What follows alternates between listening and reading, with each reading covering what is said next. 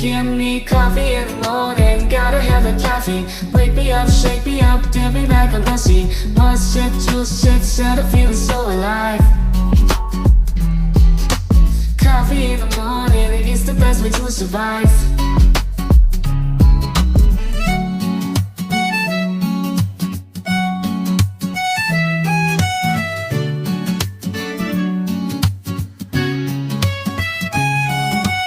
Woke up in the morning, sleepy eyes yawning. Jumped out of bed, started the day, opened the curtains. Felt the cool breeze, the sun shining on my face. But something was missing, I needed my job to chase. Give me coffee in the morning, give me coffee in the morning, gotta have the caffeine. Wake me up, shake me up, dip me back on pussy. One sip, two sips, and I'm feeling so alive. Coffee in the morning, it's the best way to survive.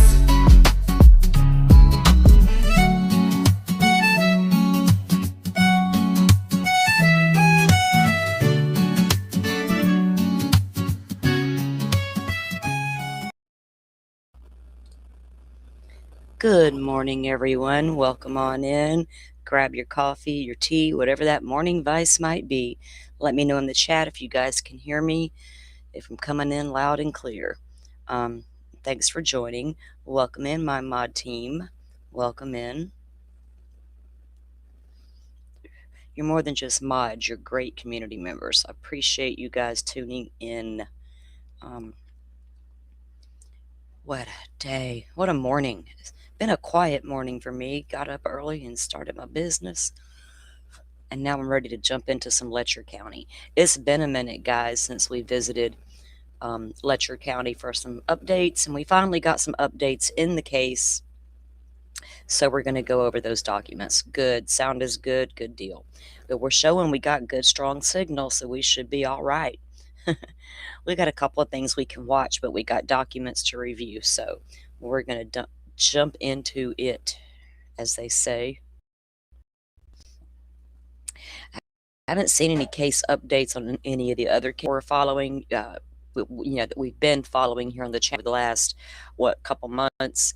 With the Celeste Rivas case and the Anna Kepner. I don't know what's going to happen with that Kepner case or that David case, to be honest, but we'll have to let that stuff play out, I guess. And see, I checked the docket again this morning, and no new documents in Idaho 4. None, not even one to peek at. Doesn't surprise me at all. I'm a little over them right now. So it's best I'll just move on to a different subject.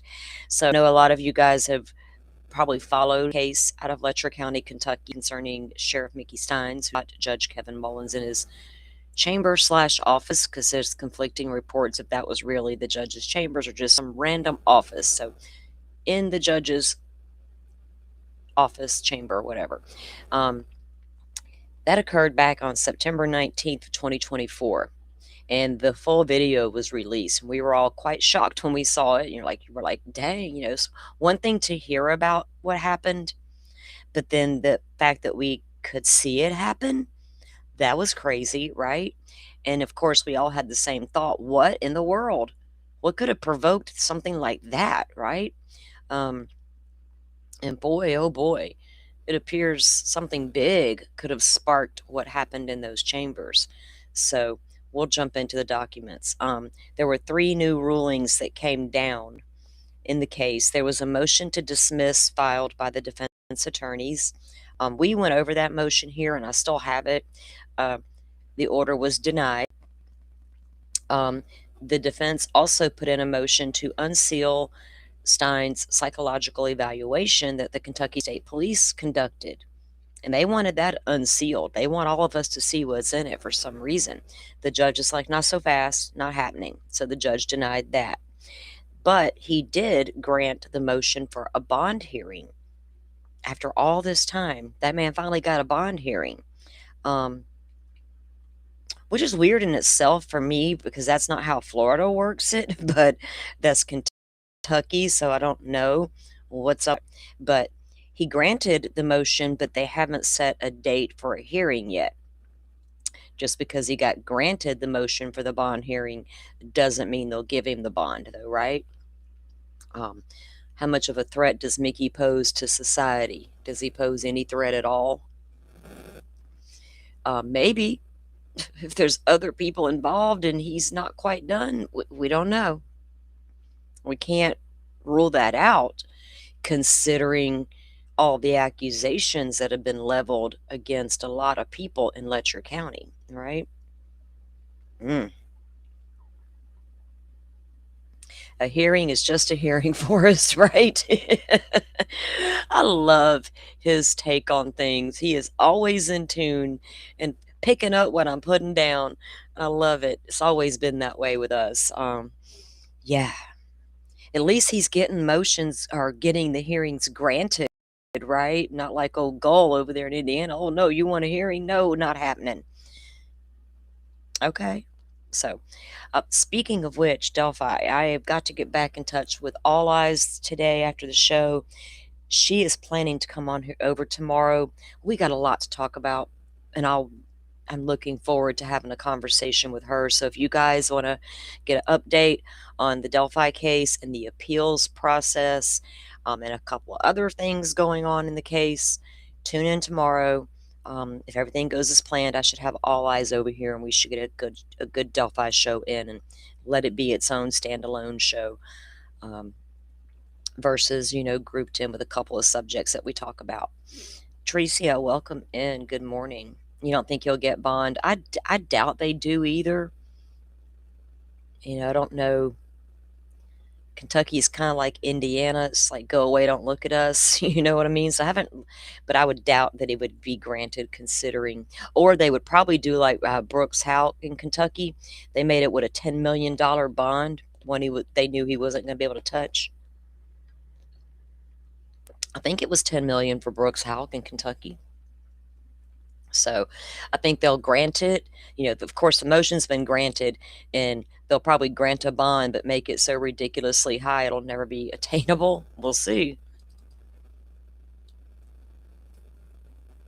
And of course, there's been a couple of videos dropped over on TikTok. I believe it's TikTok, where Stein's daughter has come out and spoke a couple times recently.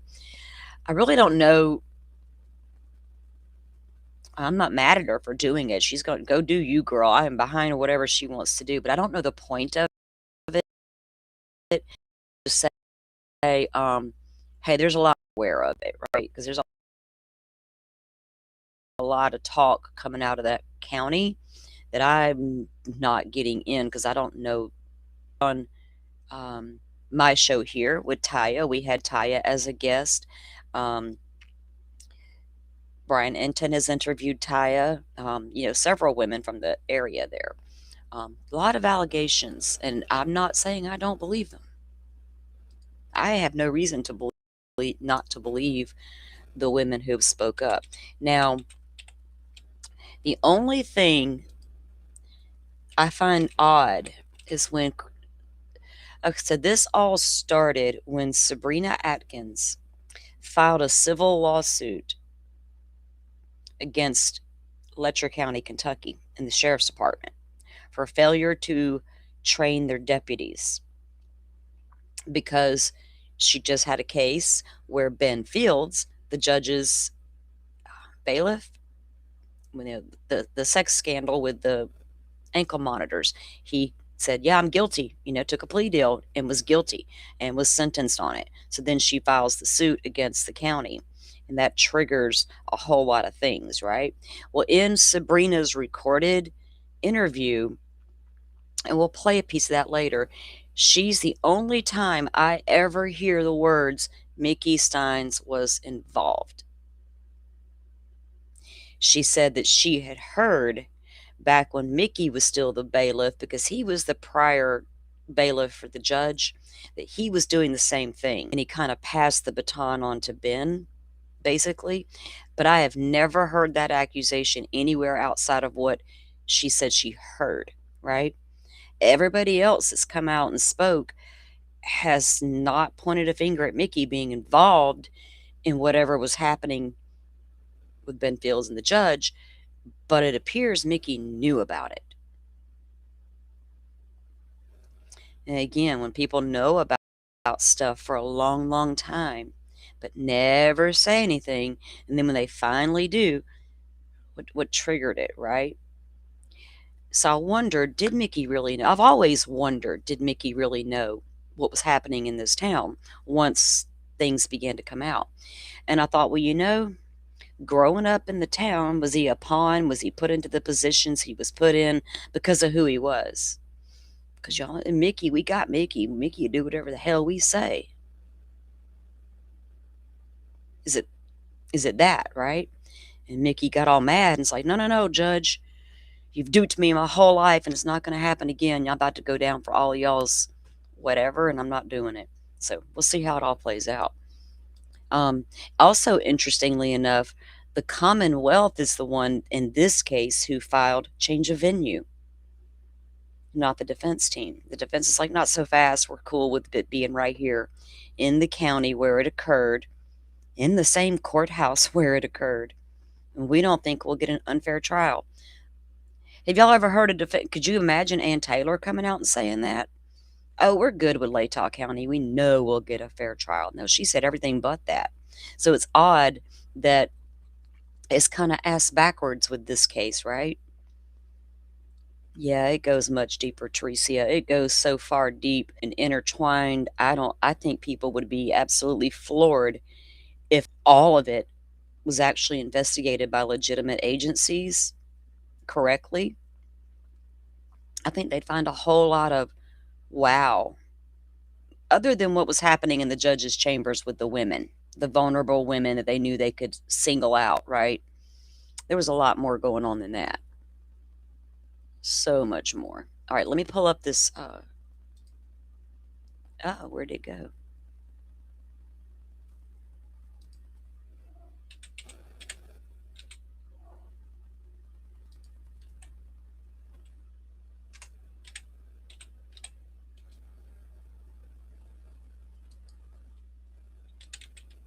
I don't know what the heck's going on this morning. Okay.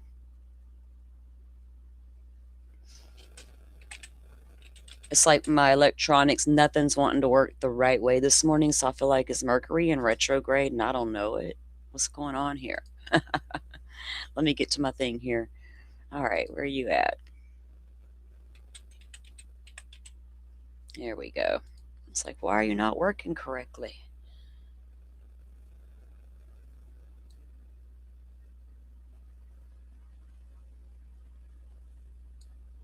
Okay. This is an article that appeared online, and inside the article we have the documents, because it's a little difficult to get them out of Kentucky, and the people who do get them are not like willing to share. They're just like, I got them, they're mine. It's a public document and your state is weird, but okay. Let me get the screen up.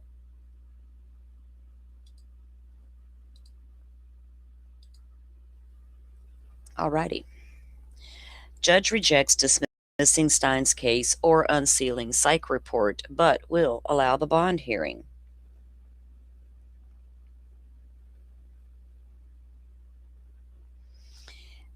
Yeah, Tracy, a lot of those people do support Mickey Stein's. Well, we've done deep dives on this case over here. We've read all sorts of documents, depositions, went over all kind of stuff, right?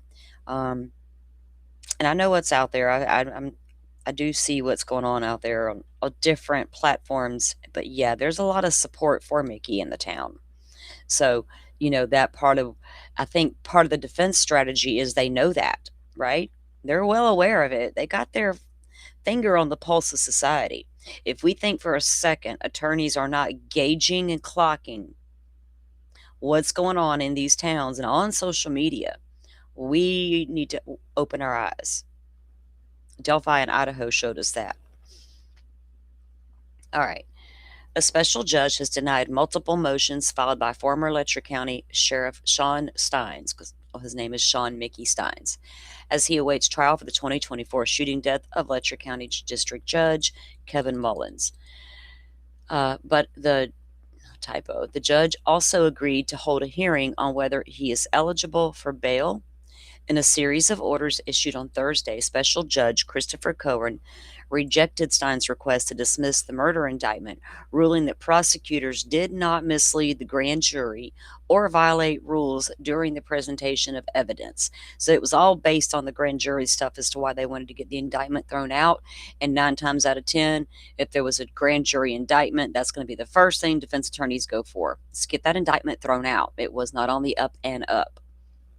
That's kind of routine, right? The judge found that even if some testimony was incomplete, what? Incomplete testimony? We don't care for that. All right. Even though the judge found that even if some testimony was incomplete, the video of Steins shooting Mullins in his chambers on September 19th provided clear probable cause for the indictment. Well, that's true, right? I mean, it's right there on camera. Too bad they didn't install an audio with that camera, because I think if we could have heard, well, I don't know if we'd have ever heard that conversation before they redacted it and were like, oh, hell no. But I would have loved to have known what that whole conversation was about. And only 2 people know. Only one of them can talk. Steins had argued that the prosecution introduced misleading testimony about his mental state and his connection to a civil lawsuit involving former Deputy Ben Fields. He also claimed the Commonwealth violated recording rules during an earlier grand jury meeting. Judge Cohen rejected each argument, writing that the alleged issues would not have changed the grand jury's decision to charge Steins with murder. In a separate ruling, the judge also denied Stein's motion to unseal his Kentucky Correctional Psychiatric Center evaluation, including that the report was not required to be opened for the purpose of the upcoming proceedings. We always hear the defense attorneys want all that stuff. Don't show the public this stuff. I'll do it on my own time, right? The defense attorneys over here are like, no, I'll let it all out. You want to show us. Damn it, man. I like it when defense attorneys act like this.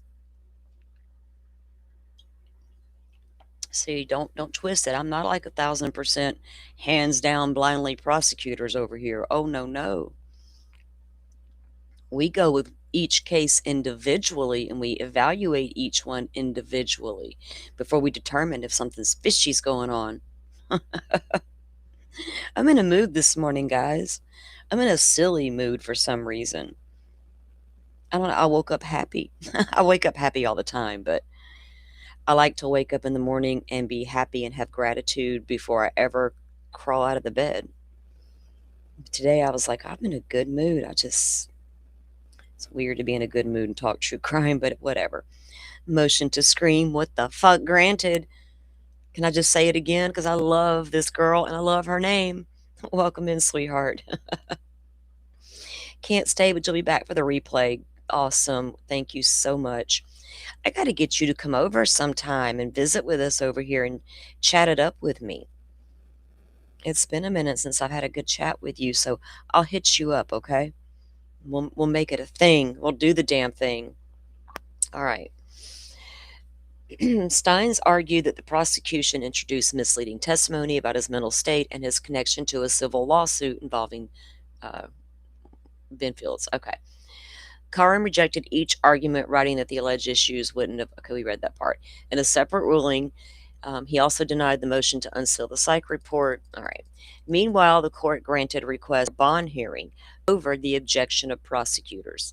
Under the Kentucky Constitution, all defendants are entitled to bail, except for capital offenses when the proof is evident or the presumption great. Prosecutors argue that the video of Steins shooting and killing Mullins satisfies the standard for denying bail. Oh, that makes sense, doesn't it? So for the capital offenses, when the proof is evident or the presumption is great. Well, the presumption's pretty great according to the video, so I don't know. But the defense, he said, it planned. And how many times do we get mad, though, when we hear about these people getting released on bond and they walk right through something and commit a crime while on bond, right? It's one of those There's so many lines in crime. I'm not even going to call it true crime anymore. It's just fucking crime. It's all true. What makes it false crime? I just thought of that. Should we start a false crime channel too? One of those shit and giggles for entertainment things? Yeah, let's do it. Damn it. Oh, goodness. The defense said it plans to pursue an insanity defense as well as a defense of extreme emotional disturbance. There's a lot of that going around. If a jury agrees with the insanity defense, Steins would be absolved of guilt, while a successful defense of extreme emotional disturbance would reduce the charge from murder to manslaughter. So if he goes with that defense and the jury agrees and they're like, yeah, that was extreme emotional disturbance, we're reducing it to manslaughter. Mickey's not going to get a ton of time. I don't know what manslaughter carries in Kentucky, but if they find him insane, Mickey ain't going to do a lot of time. Now, taking someone's life obviously is never justified. But if you're Mickey Steins and you're the sheriff, and you've allegedly tried to reach out for help and nobody wants to listen, why would that be? The higher ups like, Mickey, shush it up. You're gonna blow the lid off the whole town, dude. Mickey's freaking out now. Is that what was happening over there? Mickey's all freaking out. Damn it, they're all gonna get me. We heard about him freaking out about his wife and kid being kidnapped and stuff. What if somebody told him that? You better sit down, Mickey. Play the game, Bubba, or guess what? I'm just speculating. Let me get my banner up there. So for the people in the back who may not be aware of what we do, we have opinions and theories and they will be discussed. Everybody is innocent until proven guilty. Ha ha ha. Everything is alleged. I'm in a mood. Okay, let me change my colors because I was different. I don't like that other shit. All right, hold on. I've got to fix it again. It goes too fast and I cannot stand a fast scroll at the bottom of the screen. What if I'm trying to read it? Okay. Court TV. Your 90 to nothing bullshit bothering my eyes.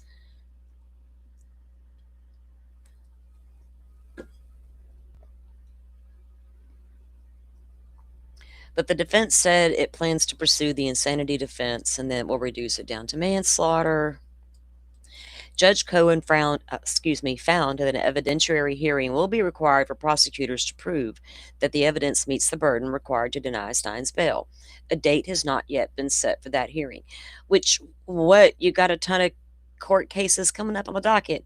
Why didn't the judge set it yesterday, or when they did this, when he ruled on it, why didn't he set a date then?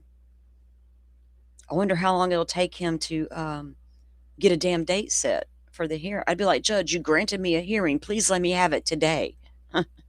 So I can get this out the way and know my fate. I don't like to be left waiting.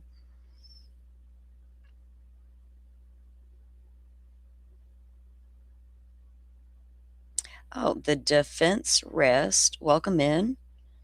You did a stream on this morning. Not many creators following this case. I don't mean this in a bad way, but I've not heard of you. You've probably not heard of me. There's a lot of people out here on these YouTubes, right? And I haven't had a chance to find all of them. So welcome in. Yeah, we've been covering the case here since it happened when, new things come down and there's things to talk about and discuss. So yeah. That'd be cool. We interviewed Taya over here, other than hillbilly crime, I don't Gavin Fish. There's a few people that cover it, but I don't know the extent. I don't watch all of them, so I know they cover it. But welcome in. I would love to go check out what you got. Let me write your name down here so I don't lose it later. Once this chat's gone later, it's gone. I'm lazy. I have actually got too many notes on my desk. Sometimes it's overwhelming. It's like, girl, stop it. What are you doing? You need to go through the notes at some point. There's probably good shit written down in the notes that you needed to remember.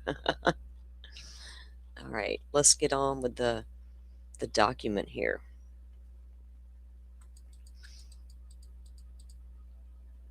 And I got to make it way, way bigger for the blind folks.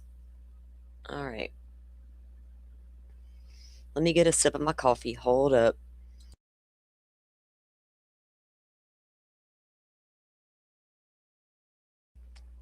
Okay.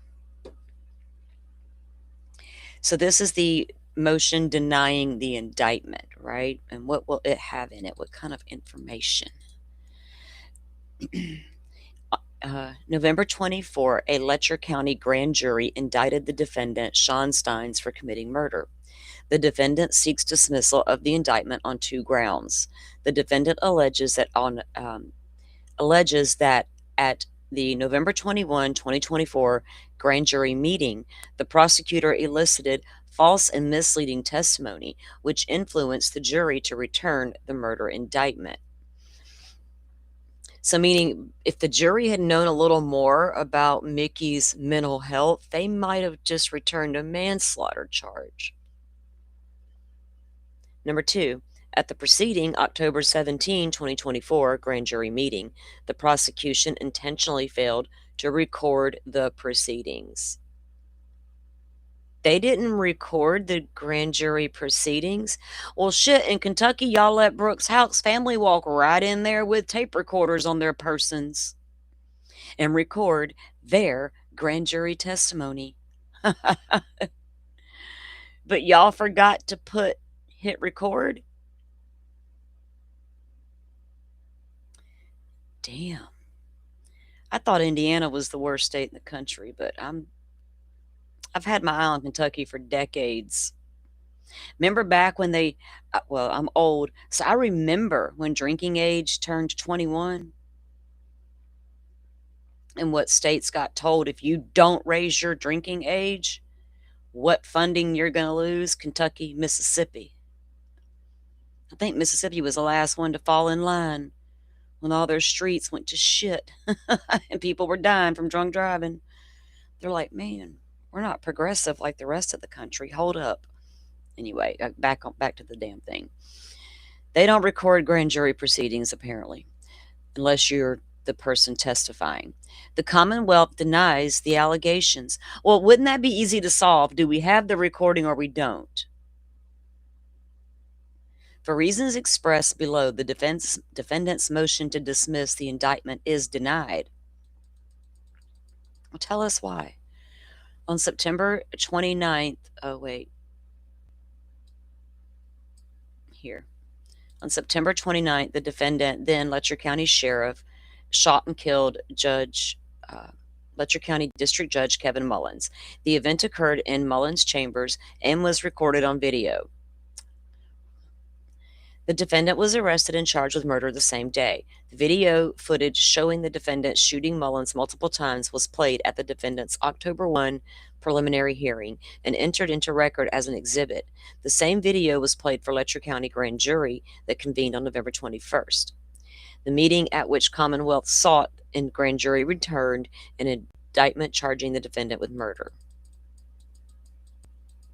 Prior to Letcher County grand jury meeting in November, October 17, 2024, special prosecutors assigned to this case requested the Letcher County grand jury issue a subpoena for the defendant's medical records, including mental health and pharmacy records, and Letcher County Detention Center records.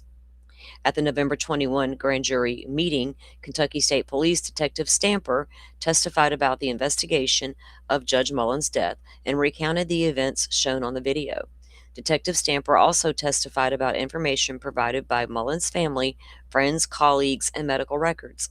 The medical records were provided to the grand jury. On June 4, 2025, the defendant filed a motion to dismiss the indictment based on the prosecutor's actions at both the October 17th and the November 21 Letcher County grand jury proceedings. On June 27th of 2025, the Commonwealth filed a response. Oral argument was held August 15th, 2025. The defendant filed his brief in support of the motion to dismiss the indictment on September 2nd. We have that. The defendant provided to this court in support of the motion for dismissal of the indictment a transcript of Detective Stamper's November 21st Letcher County grand jury testimony. The transcript is filed under seal. Reflected below as allowed under RCR 5.24, the defendant and the Commonwealth cite portions of Detective Stamper's testimony in their filings. We get snippets of the testimony. The defendant presents two arguments for dismissal. As to the November 21 Letcher County grand jury proceedings, citing Baker versus Commonwealth. And then it says here at the footnote, handwritten and signed request dated 10/17 states in full, we, the Letcher County grand jury, hereby request all medical records, including but not limited to mental health, pharmacy records, and blah, blah, blah. So I wonder if the grand jury decided, well, yeah, he may have this, this, and that, and be on this, this, and that, but we see that video. Y'all sort it out later, right? I can totally see that happening. What the hell? It's not a trial. It's a grand jury hearing. Grand juries are sketchy sometimes. We don't know. They're secret. Every state is different with different rules. Know one thing, them grand juries has got some subpoena power that regular old investigators don't seem to have. Don't have enough evidence to get that warrant. Hold my beer, we'll get a grand jury. That's how it works. The record does not support a conclusion that the defendant was prejudiced by prosecutorial misconduct before the grand jury. The defendant brings two claims related to Detective Stamper's testimony during the November 21st Letcher County grand jury meeting. He claims that the statement by Detective Stamper that the defendant was in his sane mind and that the statement by Detective Stamper that Ben Field's civil case was not related in any way are false and intentionally misleading. So how could Stamper testify at a grand jury that it's not related in any way to Ben Fields without knowing that?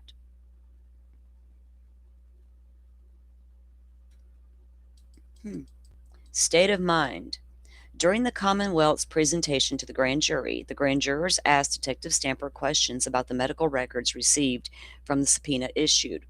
In particular, a grand juror asked Detective Stamper if the doctor documented any type of hallucinations, psychosis, depression, and mental health issues. The prosecutor then handed Detective Stamper the medical records returned from the request and asked him to read the doctor's history of present illness comments. Another grand juror followed later with a similar mental health question. So the doctor said pretty much so mental health issues, but was there any major physical health issues that he was struggling with that might have affected his mental health? Stamper responded, no, not that I'm aware of. The last related question posed by a grand juror was, so he was in a sane mind as far as the investigation has gone? And Detective Stamper responded, yes. Is Detective Stamper trained in mental health? Did he go to Dr. John and John's School of Psychology? Dr. John / Hildebrandt's brand of psychology? Just asking for a friend. That wife of his, the more I evaluate her, I think her struggles go back to childhood, by the way. According to the defendant, the Commonwealth and its witnesses did not disclose them in the same records from the day before the shooting. The defendant's doctor diagnosed an acute stress reaction. Acute stress reaction.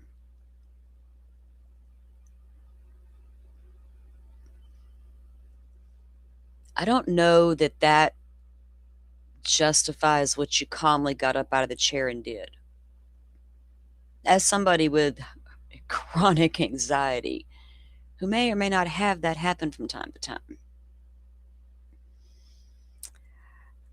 Unaliving people never enters my mind. Well, maybe once, but that's as far as it went. Like, oh no, Jesus will get me for all that, you know. Y'all ever wake up and you know you got that devil on one shoulder and you got that angel on the other? Which one's going to win? Always choose the light. Always. That devil knows I like to dance in those flames. Don't play with me, buddy. Get out of here. The defendant also states that the Commonwealth's witness failed to report the contents of the jail triage clinical follow-up risk assessment. Now, we got video after Mickey was arrested, you know, sitting in the corridor there of the jail, and Mickey's not, if that's an act, Mickey deserves an award. If it's real, Mickey's got some disturbances going on. I haven't had the chance to really sit with Mickey to evaluate it yet. I've only got snippets of video, and unlike some of them right out the gate, I got the answers because I can read the body language. Shit, I need more. I need to get my baseline developed. It's a whole process, right? But y'all know that. Damn it. All right, back on track. Like, did I wake up with severe ADHD today? I think I did. Lord, help us all. A suicide risk assessment was what they conducted on the defendant September 20th, 23rd, and the 24th, so 3 times. The defendant describes the assessment as including observations of active psychosis, and the jail record as informing the defendant has been given, oh goodness, Respirodol and Seroquel prior to the assessment. Holy shit. Really? We give them those 2 meds before an assessment. Wow. I really question mental health across this entire nation. Because we can't blame those guns. We got to blame mental health.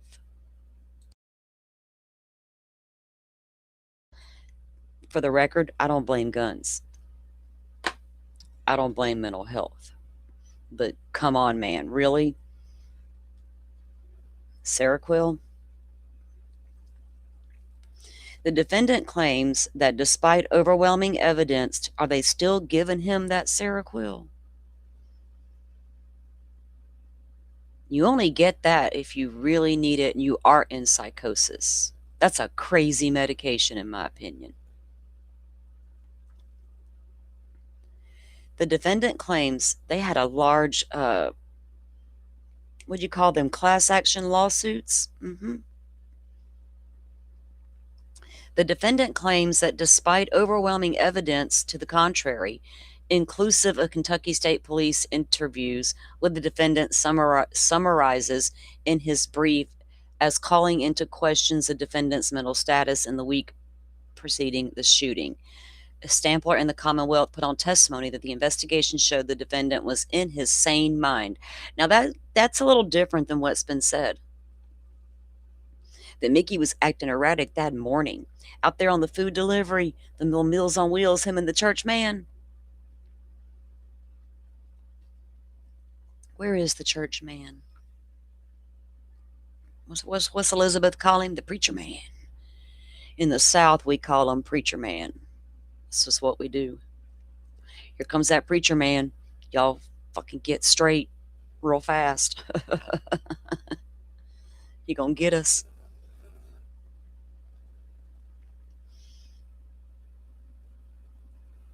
I don't understand why they would medicate someone before an evaluation, because you need to evaluate that person in a clear mind to get a full assessment. And I also wonder, was Mickey already taking these 2 medications prior to his arrest? Or was that something they started once they did the evaluations on the 20th through the 24th and found him in active psychosis? No? Y'all gave it to him before? Man, I got questions about stuff like that. especially after going over yesterday's topic with the two kids here locally that, unalive that little girl in the woods. Jesus Christ. The defendant argues that when Detective Stamper stated agreement with the grand juror's question, so he was in the same mind as far as the investigation goes.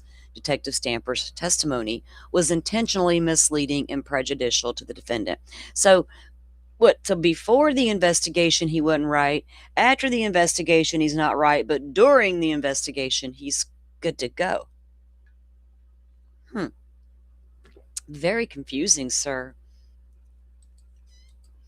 The defendant concedes that when seeking an indictment, the Commonwealth is not required to put in exculpatory evidence nor demonstrating the lack of criminal responsibility. That there is no requirement for the Commonwealth to put on evidence absent a grand jury request. That the Commonwealth did not have to go into mental health at the charging juncture. And the Detective Stamper was not prohibited from commenting on the defendant's mental state.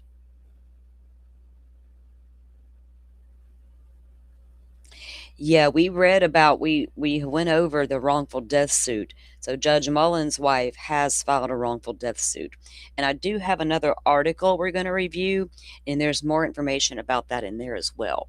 So what will come out of that, right? What will come out, because we always get different information coming out of these civil type suits versus the criminal stuff. Hell, we watched that Kepner stepmom's family court hearing. We find out more about what was going on that cruise ship out of those civil hearings than we do a criminal anything right now, right? So I'm curious to find out, defense rest, what we would find out coming out of that case. This tiny town, y'all, and I'm telling y'all, the town I just moved into town from the country, but where I just moved from, my town was smaller than Letcher County, Kentucky. If you can believe that, after all you've heard about Letcher County. So I know small towns in the inner workings. Everybody knows everybody. What you think? You don't think that the judge's wife and the sheriff's wife weren't friends? Could you imagine the coffee talk in that town? I mean, I've heard some of it.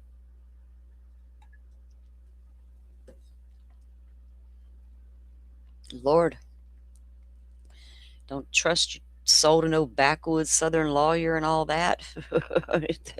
True stories. The defendant contends that the grand jury sought additional information to make their decision whether to indict and upon what to charge. Now, we heard that in the Koberger case. The grand jury sought additional information. Well, if they were not provided what they asked for, why are they returning indictments? Is it time to reevaluate our grand jury system in the criminal justice system? Let's see. I don't know.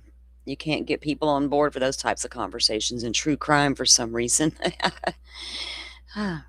Weird, but okay. Had the Commonwealth presented truthful and accurate testimony to the grand jury about the defendant's sanity, despite seeing a portion of the video evidence, the defendant likely would not have been indicted. What?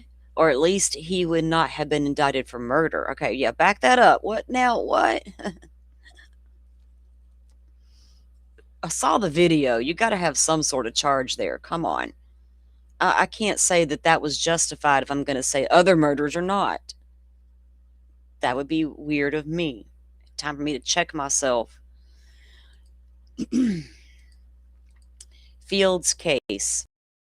During the course of answering the grand juror's question, Stamper also informed the grand jury that there was an active lawsuit against the Letcher County Sheriff's Office.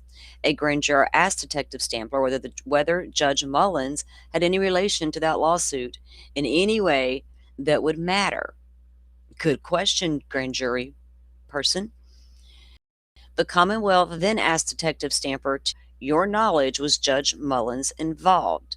Stamper stated, no. To my knowledge, no. No involvement. No involvement. to your knowledge early in an investigation. Reiterate all that, okay? The grand jurors did not ask further questions about the lawsuit. Really? Maybe I'm just that person that's always got way too many questions. I probably annoyed the shit out of my mom when I was little with the questions. I never did ask her that before she passed. I need to ask her that when I get there. I think that's going to be the first thing I ask her. But she taught me all this. She's the reason I do all this. So, yeah, she's cool with my questions. She's probably the one driving force behind me. Ask this question next. I hear you, Mama. Especially this case. This one, she probably sitting right here next to me with a headset on. I'm not even joking. She's not down with this kind of stuff. No, no, no. We don't dance in the dark, and we don't do that. The grand jurors did not ask further questions about the lawsuit. As described by the defendant, the referred federal civil litigation Atkins versus Fields. Now, we've went over a lot of that material here in the Atkins versus the Fields case. And I also have Ben's interview. We got audio of old Ben. Is about Ben Fields' improper sexual relationships with court participant. The defendant lists sources of information, particularly KSP investigations.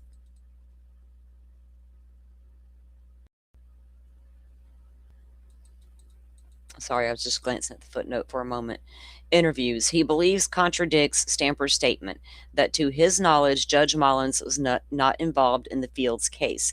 The defendant states that the KSP investigation made it very clear that the events of the federal civil suit occurred in Judge Mullins' chambers. The defendant also describes KSP interviews in which he believes, in parts, a basis for concluding that Detective Stamper and the Attorney General itself had at least constructive knowledge of related allegations which connected Judge Mullins to the Fields case. Right, because if they'd have went back and looked at that civil lawsuit at all, they would have seen the allegations made about the judge directly. So, what kind of investigation are y'all conducting out there? Oh, well, that's right, y'all aren't. The defendant asserts that the Commonwealth's choice not to disclose the allegations and rephrase the grand juror's question to allow Stamper to state that there was no relation in any way between Mullins and Fields' case is a knowing presentation of misleading testimony. The Commonwealth counters that the defendant's motion is conflating the role of the grand jury proceedings with the criminal trial. The Commonwealth also asserts that as reflected in the grand jury recording, the grand jurors were provided the opportunity to ask questions. Multiple grand jurors did, in fact, pose questions to Detective Stamper, which he answered based upon his investigative knowledge and only when there was no additional questions for the grand jurors. Did Detective Stamper's testimony conclude? The Commonwealth states that upon reviewing the recording of Stamper's grand jury testimony, they recorded his, it has been unable to identify any questions lodged by the grand jurors that were not answered by Detective Stamper with his personal knowledge. The Commonwealth argues that the defendant fails to demonstrate both requisite conduct on part of the prosecution and actual prejudice as required by Baker to merit dismissing the indictment. It's really hard to get an indictment dismissed in any court case. Hey, Simi Sharp, welcome in, hun. Welcome in. Good to see you. She hit the thumbs up. Did you? I love it. Thank you, ma'am. Thank you. Appreciate that. Helps get these little old shows out into the algorithm so they're not swallowed up by Eyebrow Lady. Okay? The grand jury is an investigative body acting independently on either prosecuting attorney or judge. Oh, that's the footnote there. I can go back to them later. Okay. A grand juror's role is to determine whether the prosecutor's evidence provides probable cause to issue an indictment. The grand juror shall find an indictment where they have received and what they believe to be sufficient evidence to support. Now, even though they got the murder charge and it's going to stick, the jury could still find it down to manslaughter, right? It's good. Like I said, it's hard to get these indictments thrown out anyway, unless they really screwed up and they can prove it. And I've yet to. I'd have to go back and research how many times a grand jury indictment's actually been thrown out. I know it's happened. I'm just not aware of the numbers on that. I've never really thought about it. Where's all my numbers, peeps? Hey, Sarah. Welcome in, Sarah Dish. Welcome in. I love how she's got the eyeballs, the coffee, and the cigarette. I'm like, are you me?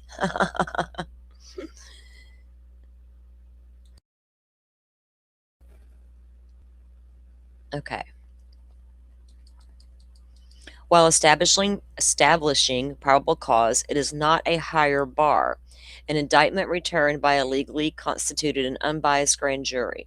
Now they also had a little preliminary hearing, and Koberger had a prelim scheduled, and then all of a sudden popped off of that grand jury, and all of a sudden put the brakes on that June hearing. We were all set to go for that probable cause hearing. I mean, like sitting on go.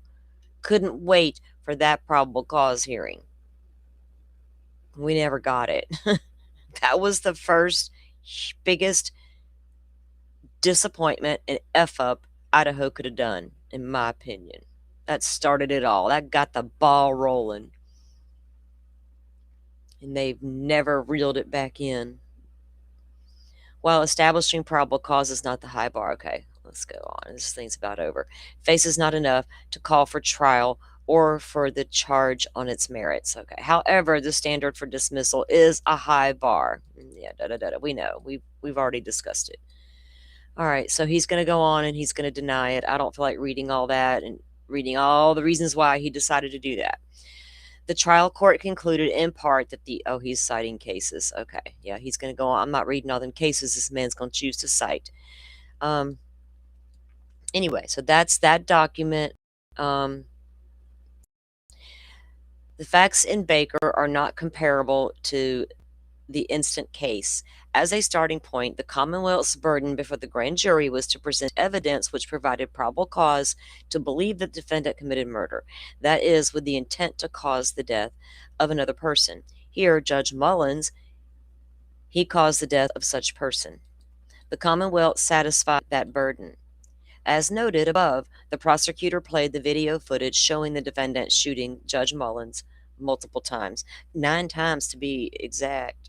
And that last one, I think, was for good measure. Yikes, that was intent. Yeah, I'm just saying, my eyes can't lie.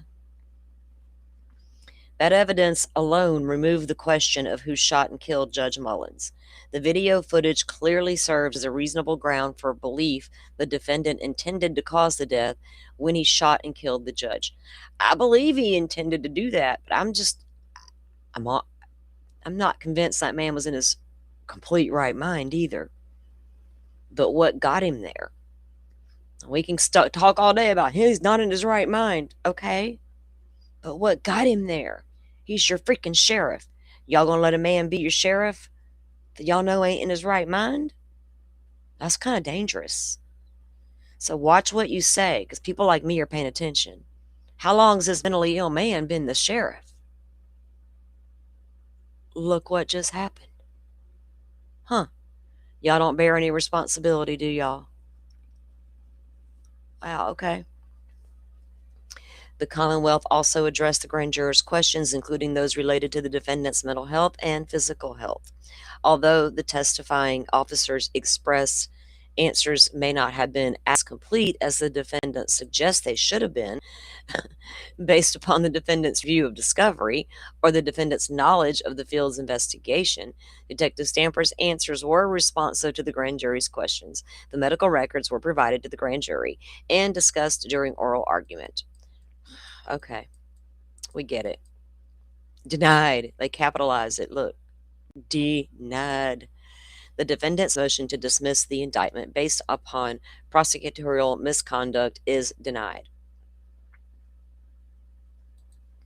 And accordingly, in light of the foregoing analysis, there is no basis for the evidentiary hearing which the defendant requests. The Commonwealth did not violate RCR 5.16. During the Letcher County Grand Jury meeting on October 17th, the special prosecutors in this case asked the grand jury to issue a subpoena for medical records and jail records. Okay, they got them, we know. So anyway, that's the end of that one. I'm not going to read the rest of it. We know what happened. So he signs off on that.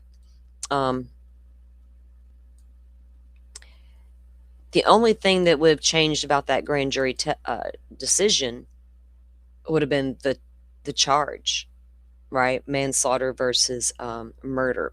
Kind of like over there in Karen Reed. Whoa, first out the gate, y'all way overcharged this woman. You might could have got somewhere with manslaughter, maybe. Depends on the blue man test and shit like that came later. But from the very beginning, pretend nothing else ever happened. I never understood that murder charge. You show me intent that intended to happen. See, it's weird. Crime is weird.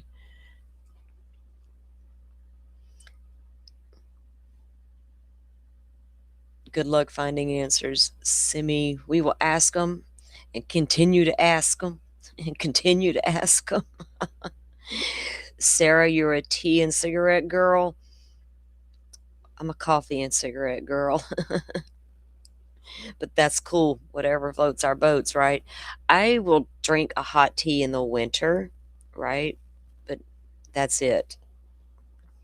There's actually a couple of good ones out there that I've tried that I do like. And now that it is December in Florida, it's actually turned cold now, so maybe it's time to get me a little bit of tea. It always is good when you don't feel good, too. And I got that autoimmune disease. All you gotta do is walk past me with a cold, and my God, I'm probably gonna catch it. It's horrible. I try to stay in my little bubble in the winter. I pretend like I'm a bear and I go into hibernation. I don't like it out there. It's cold.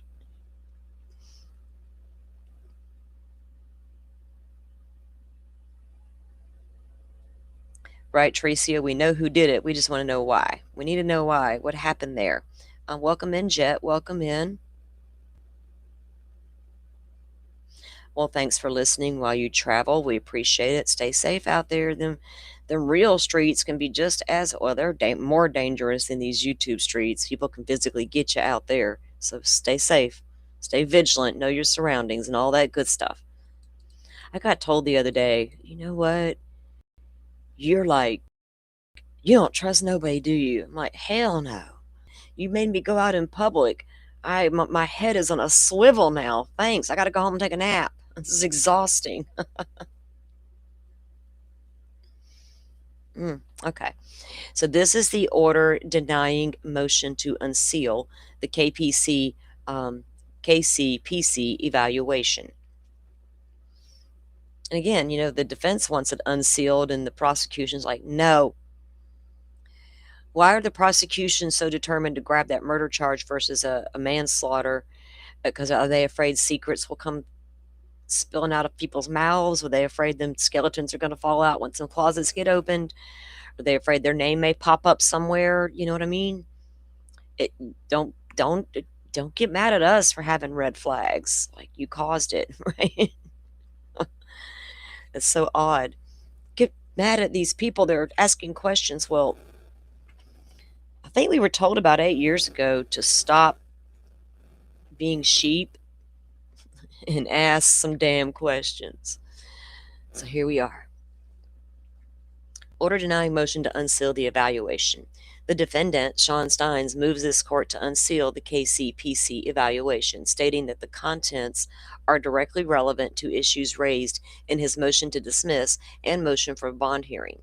For reasons set forth in the court's separate order denying motion to dismiss and granting the motion for bond hearing, the motion to unseal the evaluation is denied.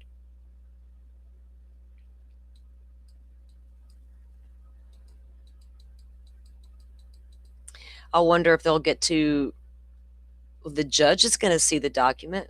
The defense can bring that up at the bond hearing if they so see fit, I suppose. I mean, they got to put on some sort of defense at the bond hearing. Wait. Is Kentucky like Indiana? No defense. Sit down with that defense shit. I don't think this attorney's going to put up with it. Order granted motion for the bond hearing. The defendant, Sean Steins, moves this court to set an adversarial bail hearing, a hearing at which he seeks to introduce portions of the sealed KCPC evaluation. The Commonwealth objects, asserting that as an initial matter under Section 16 of the Kentucky Constitution, the defendant is not entitled to bail. For reasons stated below, the defendant's motion for a bond hearing is granted. The court will first hear evidence to determine whether the defendant is bailable. If the defendant is found to be bailable, the court may then consider setting a bond. However, the defendant may not introduce portions of the sealed evaluation into evidence at the hearing. Why? Because it won't play a part.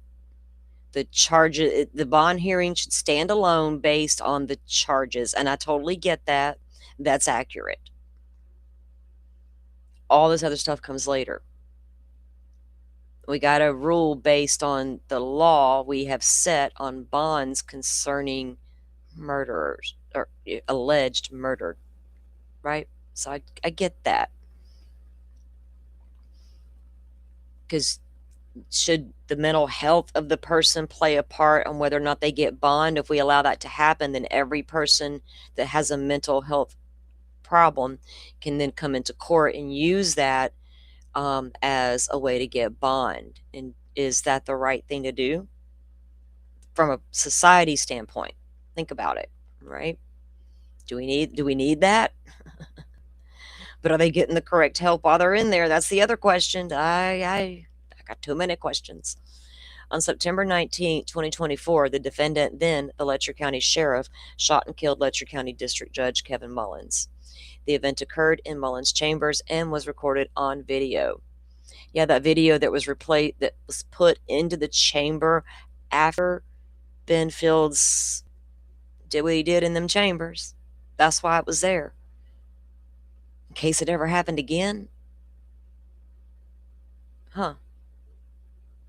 Odd that you put it there after the crimes occurred just in case it ever happens again. We have proof. And not just an allegation by one of these girls. The same video footage was played for the Letcher County Grand Jury convened on November 21st, 2024, the meeting at which the Commonwealth sought and the grand jury returned an indictment charging the defendant with one count of aggravated murder, a capital offense. To sustain a charge of murder, the Commonwealth must show that a person was unlawfully killed, the accused committed the killing, and the accused acted with a specific intent to kill. The requisite means are RIA to support murder conviction. Mickey's not getting bond. The defendant has given notice that he intends to present a defense of extreme emotional disturbance and a defense of insanity. Notably, extreme emotional disturbance for which there is a reasonable explanation or excuse does not exonerate or relieve one of criminal responsibility. It simply reduces the degree of a homicide from murder to manslaughter. In that respect, it serves the same function as acting in sudden heat of passion in pre-penal code times. Insane is not responsible for criminal conduct. Insanity absolves one criminal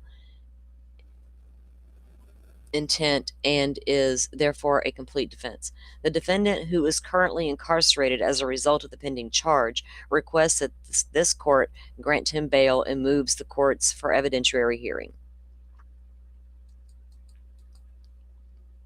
Under Section 16 of the Constitution of Kentucky, all prisoners shall be bailable by sufficient securities unless for capital offenses when the proof is evident or the presumption is great. Well, if all they're going to go by is that video, then the state is proving it. We can't introduce mental health at this bond hearing.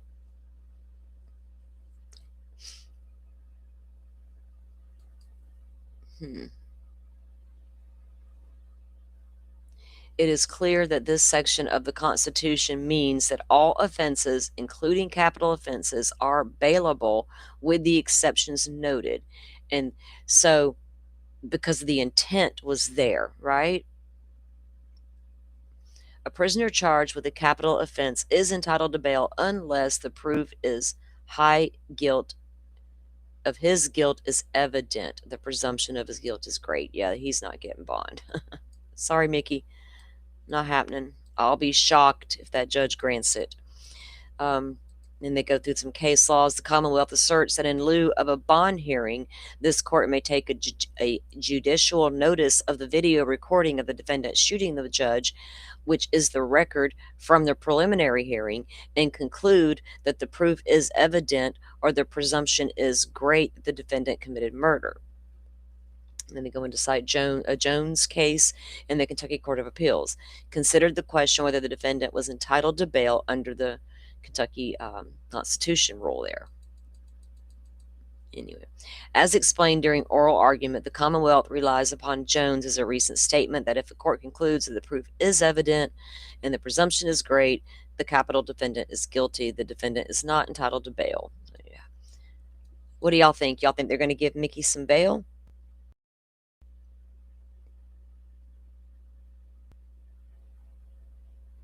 Oh yeah, I agree.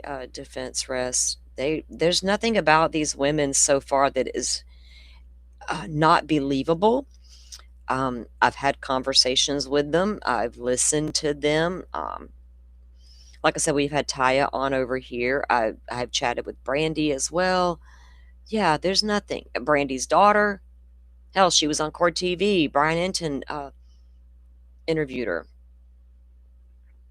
And so there's nothing about, and there are more. There's more that have more that have spoke out. There's so many more that haven't.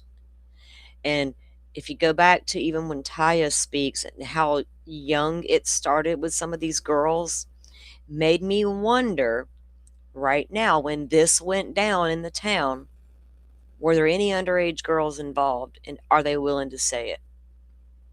Because let's be real, the women making the allegations, and I'm speaking in legal terms, they are adult women. So it's going to be harder, right? And in some instances, they participated, but we know why, right? There's a whole backstory to that. And will that be taken into consideration the way some of us do? Like some of us are willing to take Mickey's mental health into consideration. I was willing to take Brian Koberger's, but Ann Taylor never brought me anything other than a joke. So I'm always going to be willing to listen. But yeah, these women don't appear to be coming out here and just starting shit, right? And stirring up things for the fun of it. They're just not.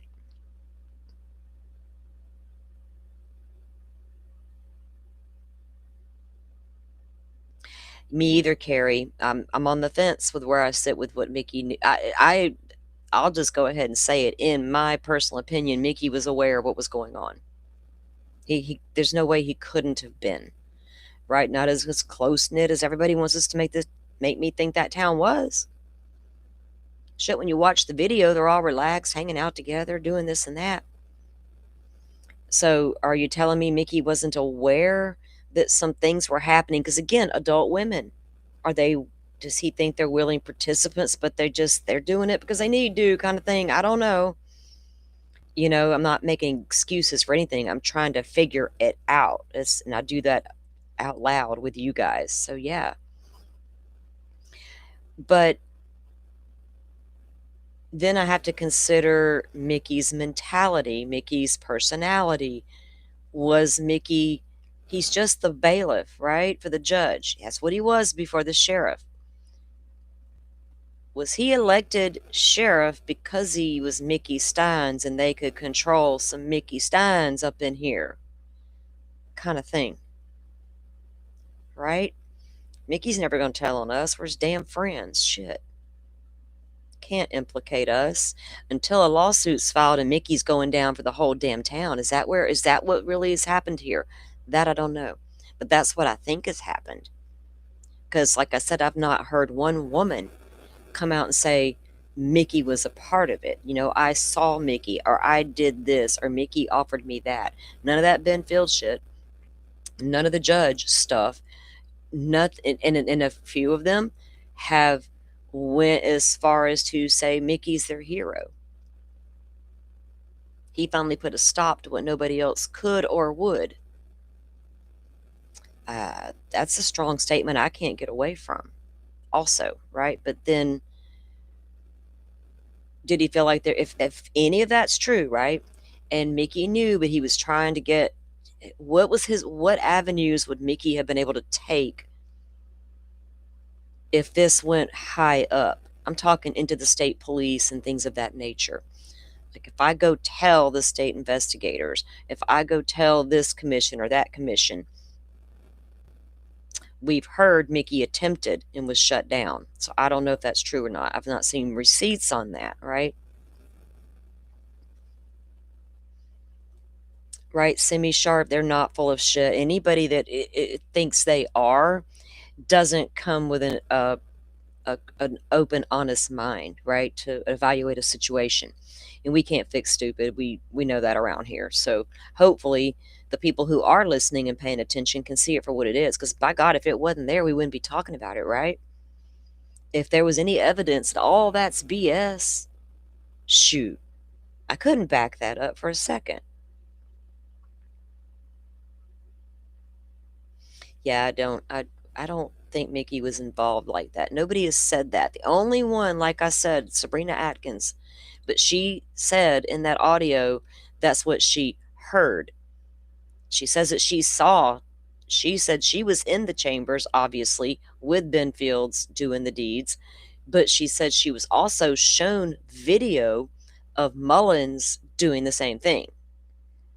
But then she heard Mickey was a part, but she saw video of the judge. Now, I've heard that video's out there, like it's real, but it's in that civil case. I don't know that's for sure. I ain't never seen it. If I could find a link that it's out there, oh boy. And of course, they're going to go on and on about citing case law. But like Lauren Matthias, look, all attorneys cite case law. Man, that's protocol. That's Attorney 101, cite case law. But thanks for the knowledge. Appreciate you. All right. Let me get my thing caught up here. See where we are. I've got other stuff we can review here.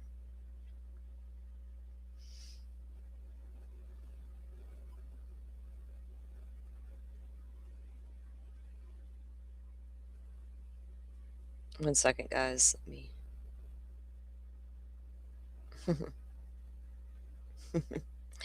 Oh, goodness.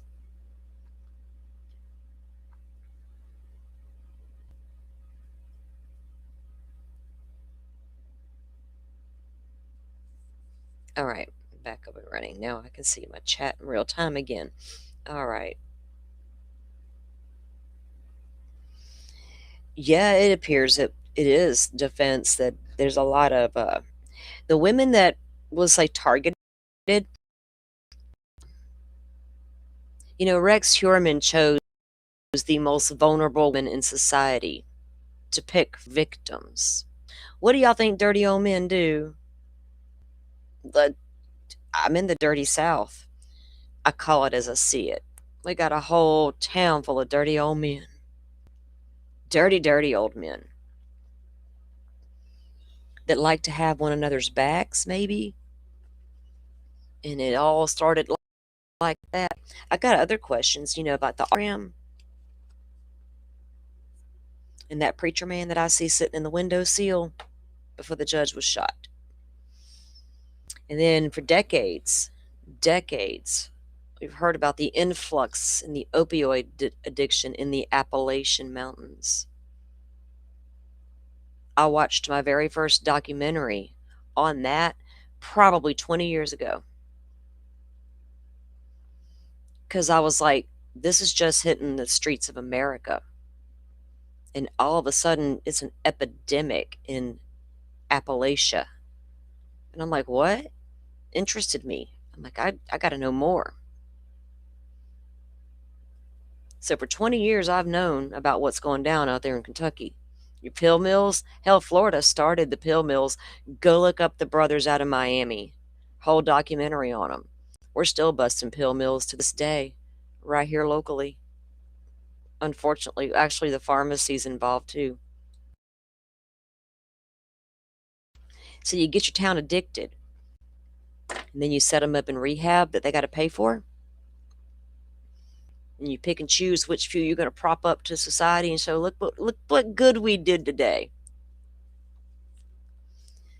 And the other ones, they're going to get their babies taken away over misdemeanor charges that blew up over nothing. You went out of jail, baby girl, come get you an ankle monitor. It's okay. We got you. Like, that's disgusting. That's disgusting, and that appears to be exactly what was happening in this town. So the bigger question is, who was funneling in the stuff? Who's running the addiction clinics to deal with the stuff being funneled in? Who's making all the money on the stuff being funneled in and the addiction clinics? What the hell had Mickey so distraught that he went to those measures? Huh. Okay. Let me pull up this article. I need to get a Coca-Cola because I'm like thirsty now. Y'all are like, yeah, girl, you've been talking too much.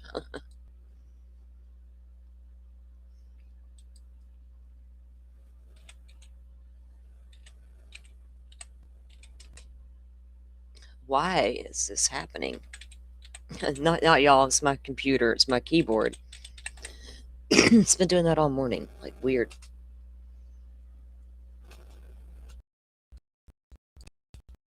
Like, seriously, what's wrong with it? What's going on? All right, maybe it's time for a new one or something.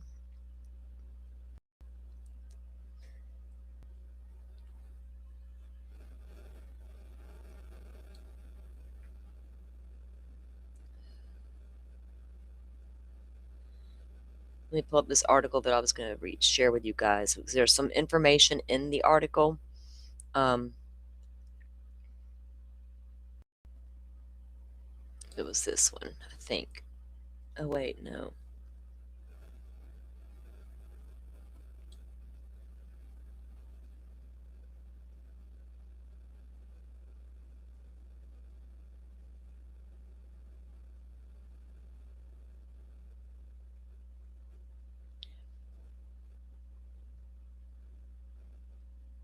I forgot I had some of this stuff that I had, guys. I'm like, what?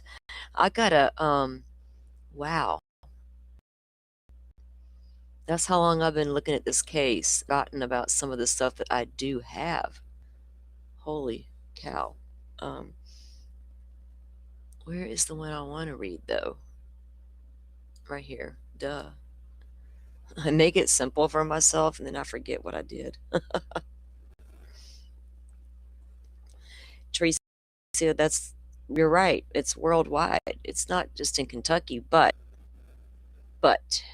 there have been several documentaries about what's going on in Kentucky in the opioid crisis for years. Just like with these Florida pill mills. It's not so bad here anymore, but it literally started, the whole industry started with two brothers out of Miami, Florida. And it took Florida by storm. And then it went to Kentucky. That's a problem because there were so many people. There would be lines. I mean, I went and to see with my own eyes because I knew somebody who was going and it worried me. There would be lines formed out damn doors down the sidewalks of pain management clinics. Come in and get your x-ray and your prescription. Don't smoke your marijuana, by God, you can't do that, weirdos.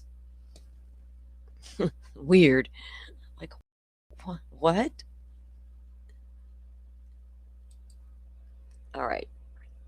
Wait. Okay, here we go. Let me get this part out of the way.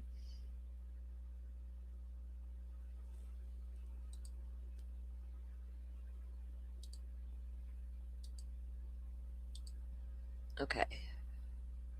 Now, this is an article from the Mountain News out there. Mountain Eagle puts stuff out as well. Mountaintop Media. There's a few outlets that do some reporting. Mountain Eagle, well, well, we'll just take them with a big old grain of salt. Anyway, court records show more details about former sheriff charged with murder of the district. Right, Carrie? They got bored with running the moonshine. They had to get some, right? I don't know, man. They didn't understand making their way a little bit more than the law would allow, did they? They should have stuck to running that shine. Jesus.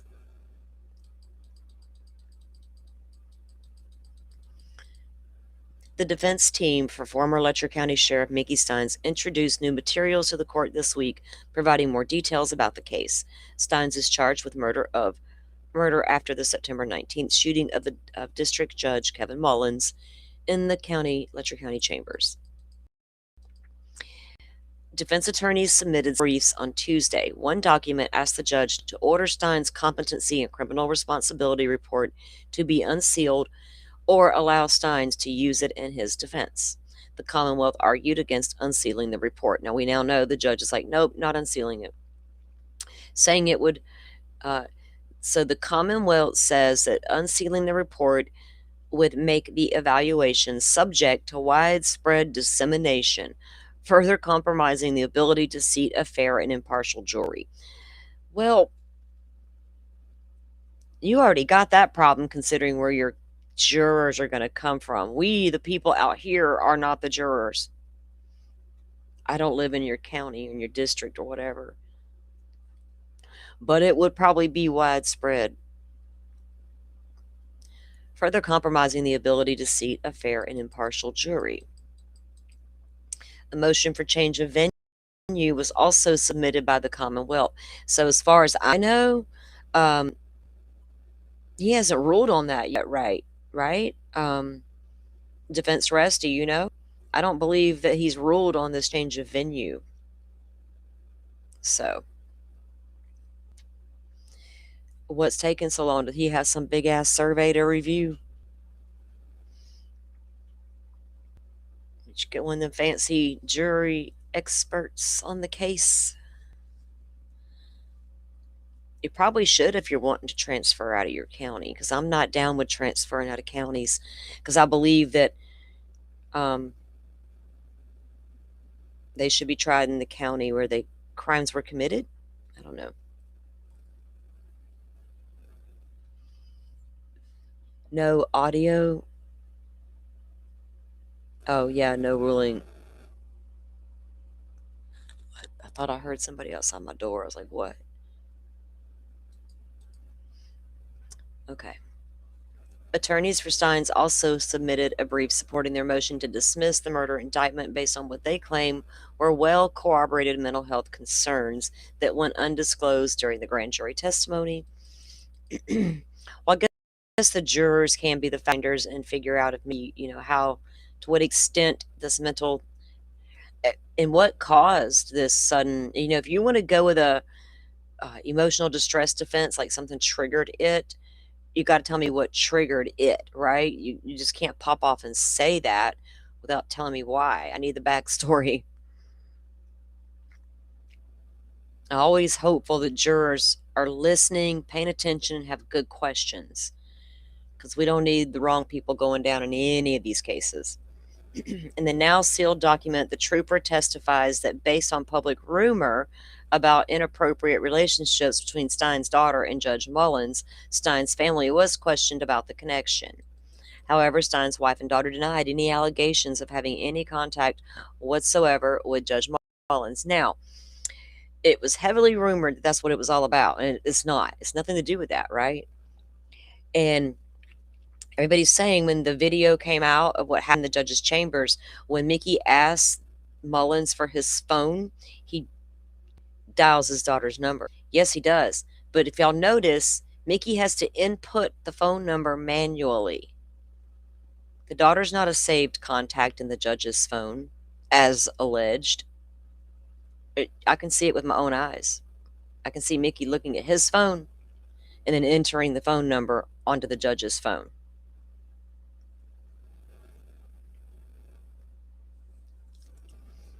Outside the call that Steins is reported to have made to his daughter from Mullins' phone, investigators say there was no other reported contact between the two. And was Mickey calling to check on his daughter because, he's being threatened, she's going to get kidnapped? That part was left out of the grand jury testimony. Well, the streets know about it. Okay. The supporting documents claim investigating detective Clayton Stamper falsely testified to not being aware of Steins displaying signs of any mental health issues. The document claims KSP did interviews with several people close to Steins who shared concerns about his mental state. In the sealed transcript, Stamper told the grand jury people did express concerns because he wasn't acting like himself. Sir, what kind of word salad do we got going on? So he wasn't acting like himself. Was that prior to the investigation or after? Because we know during, you said he was okay.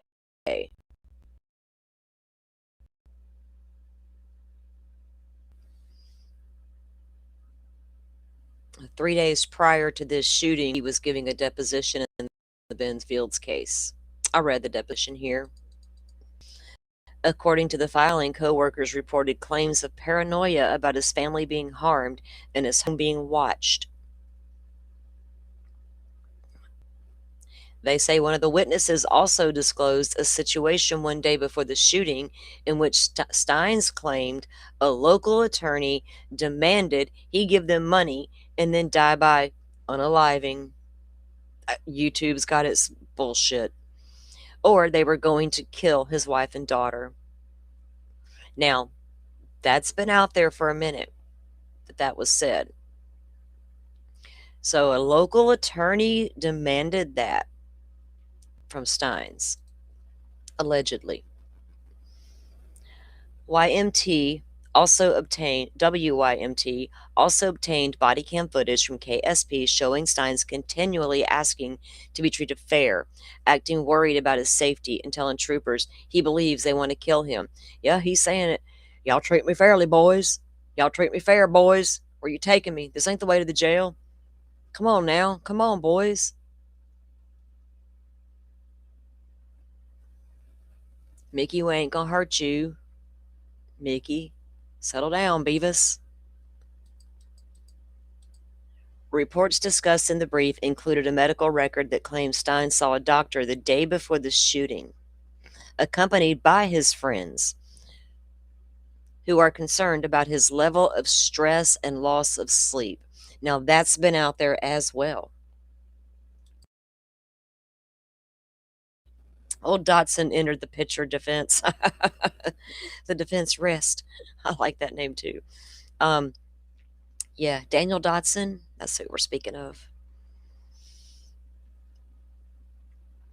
There are multiple. So you got somebody. So we had heard that Mickey went to the doctor, right, prior to the shooting. And that not only did he go to the doctor, but his friends took him to the doctor. And they're concerned of his level of stress and his loss of sleep. What was causing that, right? What caused those friends to be so concerned that they take you to the doctor? You're in tiny town America. It was down the street. But we'll escort you, Mickey. But that didn't come up. There are multiple other witnesses who state similar observations and opinions. The KSP investigation is Detective Stamper's investigation. Given the overwhelming evidence of Mr. Stein's mental state prior to and immediately following the shooting, Detective Stamper had no clear basis for testifying that Mr. Steins was in his sane mind, the document said. I can agree with that. The Commonwealth is not required to put on exculpatory evidence nor evidence demonstrating lack of criminal responsibility. However, the Commonwealth is not permitted to mislead and provide clearly false testimony when asked by the grand jury. So, can they approve, that false testimony was given? Apparently, the judge didn't think that happened. The document claims the Commonwealth was cherry picking the information it shared with the grand jury. Oh, that's a common complaint in a defense filing. It goes on to imply a link between the stress and anxiety. I remember when I read Koberger's motion to dismiss indictment. Oh, God. On September 20th, 2024, KSP interviewed attorney Daniel Dotson. Dotson says that he told defendant to seek a mental health evaluation prior to the shooting, and the defendant told him he was going to see his family doctor. Dotson said the defendant never threatened him or Judge Mullins, but that he was so concerned about Mickey's demeanor, he contacted the Kentucky Bar Association to determine what action he could take. Really? Heard about that, but I really would like to see that documentation. Stamper, are you paying attention? So he's so concerned he reaches out to the Kentucky Bar Association for advice, maybe, to determine what action he could take. Legal action? The Kentucky Bar Association, the legal bar, and you're a lawyer, so you reach out to your bar association to determine what action you could take. Do they have like a Baker Act in Kentucky like what you do in Florida? You trying to get some control over Mickey? Red flags, red flags, red flags. Dotson also told the KSP that he spoke to Kevin Mullins and told him that Mickey was losing it and couldn't take this kind of pressure, in reference to the civil suit. So the judge is sitting there all calm, smoking his 100 cigarette, but he's aware Mickey's under pressure. Is he aware Mickey went to the doctor the day before and Dotson reached out to the bar? But he thinks he's got control over Mickey until Mickey pulls out that sidearm. You ain't gonna play me no more, sir. Been doing it my whole life. Oh, I can hear it now. In his testimony, Detective Stamper said there is an active lawsuit against the sheriff's office that was ongoing and that seemed to be the nature of his issues that was going on with him based on what these people told us. Okay, Stamper, in your testimony, you said there's an active lawsuit against the sheriff that was ongoing and that seemed to be the nature of his issues that was going on with him based on what these people told us. So that man's confusing, y'all. I can't. He's gonna give me a headache. I need a Coke and a goody powder right now. Stop it, sir. He said he did not have knowledge of Mullins' involvement in the case. The support documents also include a triage assessment from the Leslie County Detention Center, which claims Steins was in an active state of psychosis 4 days after the shooting. He appears disoriented and is only aware of things jail staff tell him. Okay, when did y'all start the medications?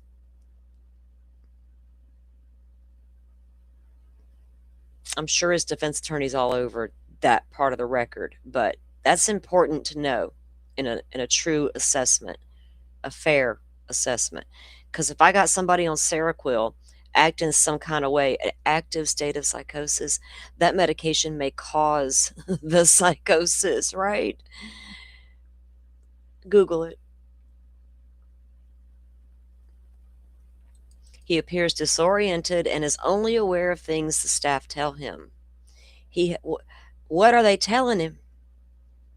Mickey, it's time to take a shower. Mickey, it's time to eat some food. Mickey, it's time to get some rest. Lay down. What are they telling him? He does not appear to understand his charge and is unaware of his surroundings. He denies any suicidal and homicidal ideations. He does present to be responding to internal stimuli during the evaluation. Mr. Sines should continue at high risk level. He has episodes of combativeness, which has required pepper spray. Now, we heard he had been pepper sprayed over at the Leslie County Jail because when they arrested him, they took him not to the Letcher County Jail, obviously. Probably not a good idea, but they took him over to Leslie County. They're like, what do we do with Mickey? Where are we going to go with him?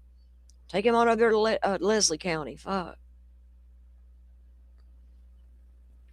That's why Mickey appeared to be confused going to the jail. This ain't the jail, man. We're going to the Leslie County Jail, Mickey. He wasn't wrong. This ain't the jail. He was just confused as to which jail you taking me to for a minute there. Unless Mickey's a real good, actor. Defense attorneys argue the original indictment was based on a grand jury that did not have all the information relevant to the case. Well,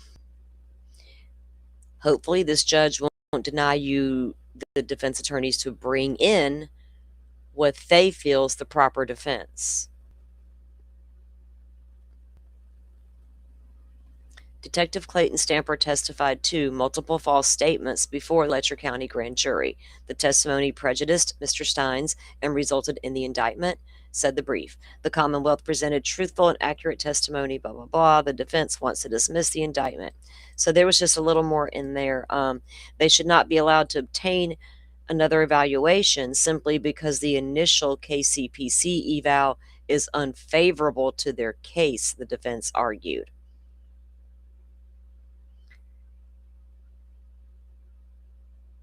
Wait.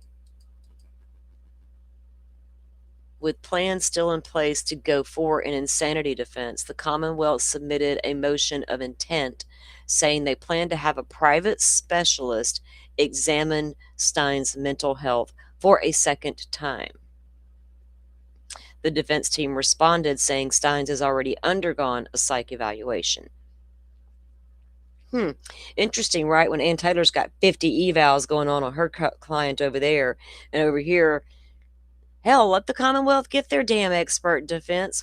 Get yours, but then Mickey ain't got no money. Imagine that, being the defendant with no money to hire your own expert to give you a mental health evaluation, to go up against whatever Commonwealth's. I feel like the defense needs to get money from the state, because if one's allowed a professional private specialist examinator, then we need one over here as well. Fair is fair. Y'all ever seen them little balancing scales? What's that, like Lady Justice? Is that her name? She got the blindfold on. We don't like that blindfold. The sword, the balance, the blindfold. Fair is fair. Give them both expert of their choice and pay their ass and be on your merry way. There's websites all over the place with these little expert people that get paid to come testify. It's no secret. Really isn't. Oh, wow.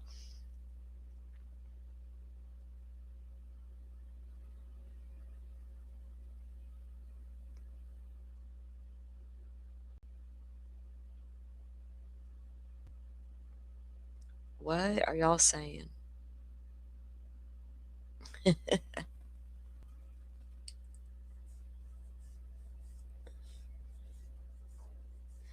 where you see a lot of roads and hollows. You get stuck in the holler now. We don't call them hollers in these parts, but I got swamps. I got the rivers. I got lots of things. Got lots of places.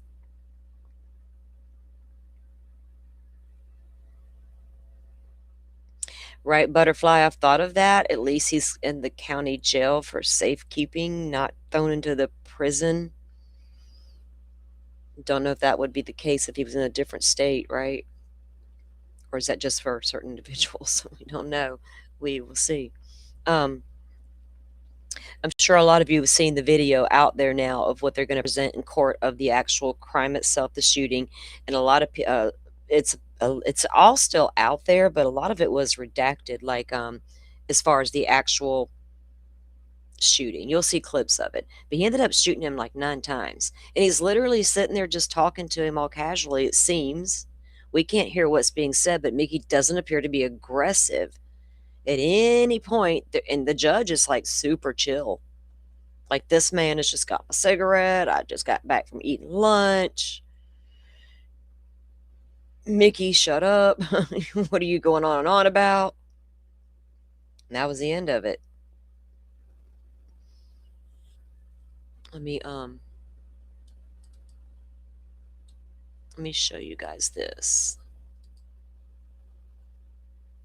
Oh, goodness gracious. I think when I went to like prop up in bed and like I was watching something on my phone. I thought it'd be a good idea to kind of turn my head and like, but anyway, I think I bent my glasses and they don't want to sit right on my face. It's annoying me this morning.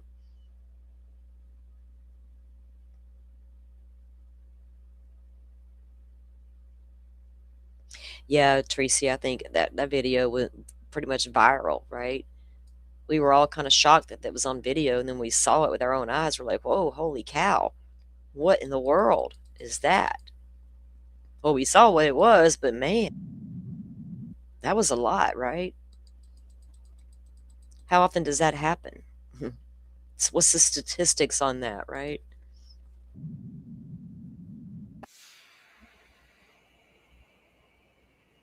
Okay, let me get this set up right where I want it to be. I'm going to mute out for 1 second, guys.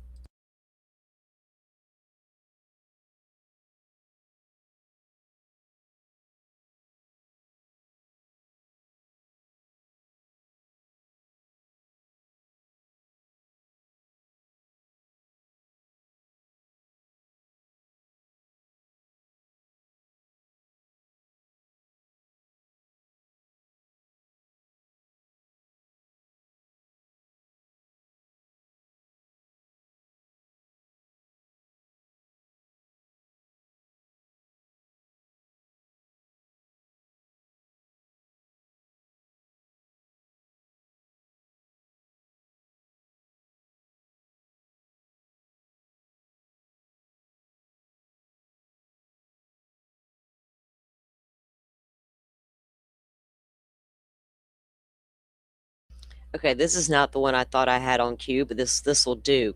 They're going to show different clips in here, but this was before anything happened in this picture, in this frame.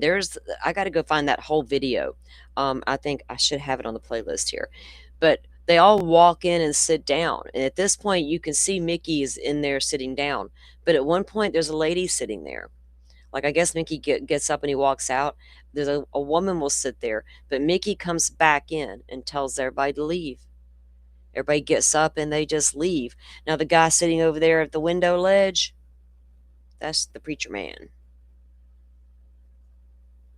Gentlemen, they're sitting inside. This is the chambers of the judge. You can see the sheriff there across from him.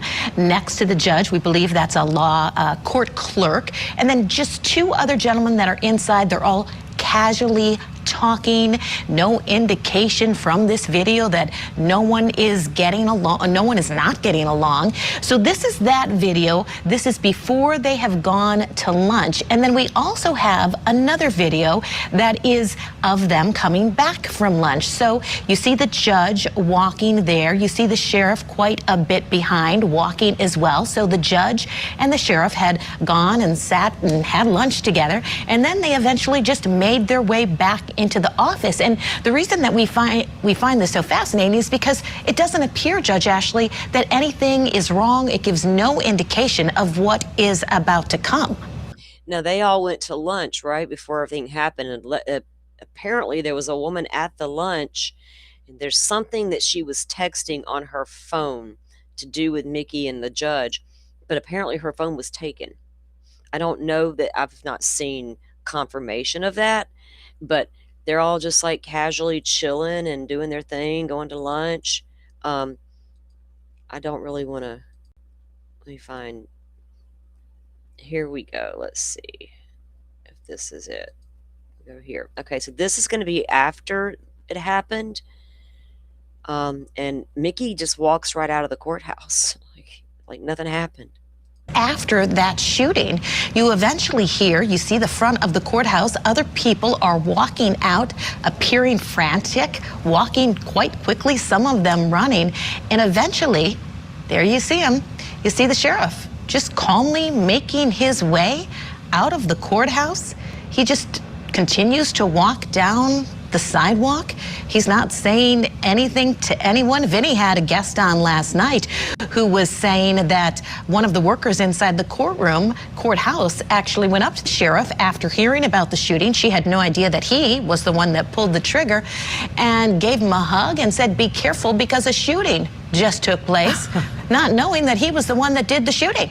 Wow, and he was calm. You're right. Some of the first people are running out of the courthouse, and here he comes, really appearing to be strolling. But tell us now about his arrest. What have we learned, Kelly, about how Stein? Okay, I have this video, right? This is him getting arrested, but right there. But there's one I have of him sitting in. There's what's his name? I just wanted to, let me go back. We'll let this play for a minute because you can see a little bit about Mickey, right? You see him there. Eventually, you see him. He's already handcuffed. They eventually put him inside the police cruiser. Now, we're also going to play a little clip from you of him being inside that police cruiser. You can't see him, but you definitely can hear him. And it sounds as if he just keeps repeating himself. He's getting a little bit agitated. He's talking about how hot he is. Treat me fairly, guys. Let's go ahead and play that for our viewers. Now, come on. Y'all gonna leave me in here and let me die of heat? No. I can't get up in there. Come on now. Come on.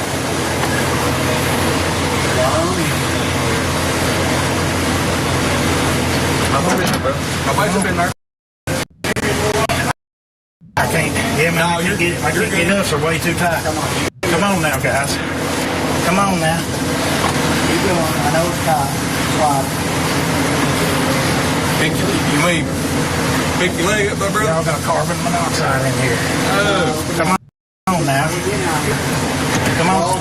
Say it like this. Slide sideways. I can't. Come on now. Be fair to me. We're being good to you, brother.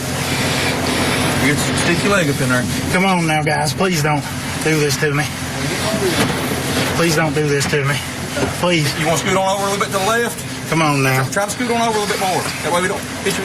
Can you go any bit farther? That's what will hit you with the door. Put your knee in there, my friend. Hey, Jason. Hey, Bates. Hey, Bates. Can we loosen this up a little or give the window down? I'm sorry. Can we loosen this up a little? Be fair to me, man. I got some air. I'll crack the window for you, but I can turn the air on back here. Okay? Yeah. Be fair to me now. I promise, man. Yeah, I promise. God, please. I promise. I'll tell you. It's hot back here, man. I can't breathe. And Judge Ashley, Vinny had a neuropsychologist take a look at that video, listen to him inside that police cruiser. And what she was saying is the way he kept repeating himself, it was as if he was having a panic attack. Everything just kind of settling in as to what took place. Kind of crazy that he kept saying, "Be fair to me, be fair to me, be fair to me." I don't know exactly what he meant by that, but I know we'll continue to bring our viewers more as we learn more. Thank you so much to Kelly Craft. Okay. Now, Uh-oh. under the court security. That's the Ben Fields interview. I was going to play. Court TV has a piece where we have Sabrina Adkins, and she's talking about what she was shown. Right. I wanted to review that, and we'll look at that in a second. I had to get my phone plugged in. I just realized my phone wasn't being charged, and we don't need the phone to go dead because I'm running on the hotspot. I forgot to plug that in earlier. We're good to go now. Now I'm fixed, I think. No, I'm not. I'm tangled up my headset. Hold on. Jeez. Get it together, girl. Okay. Yeah, there is longer portions of what we just saw on Court TV, right?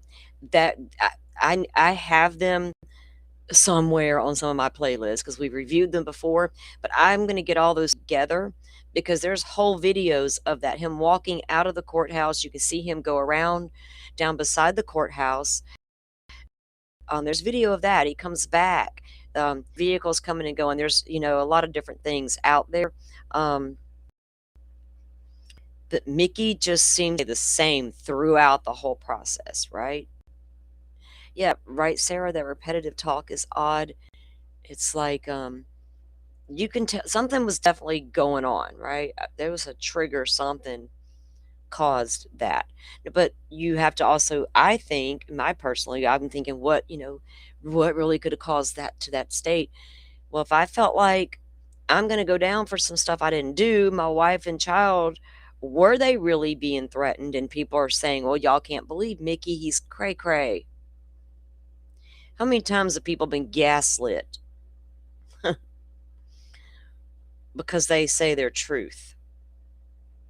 And the person doing the gaslighting, well, we all know why they do it, right?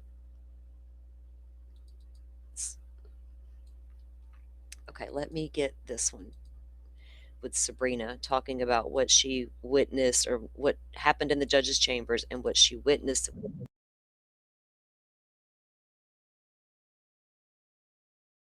This one.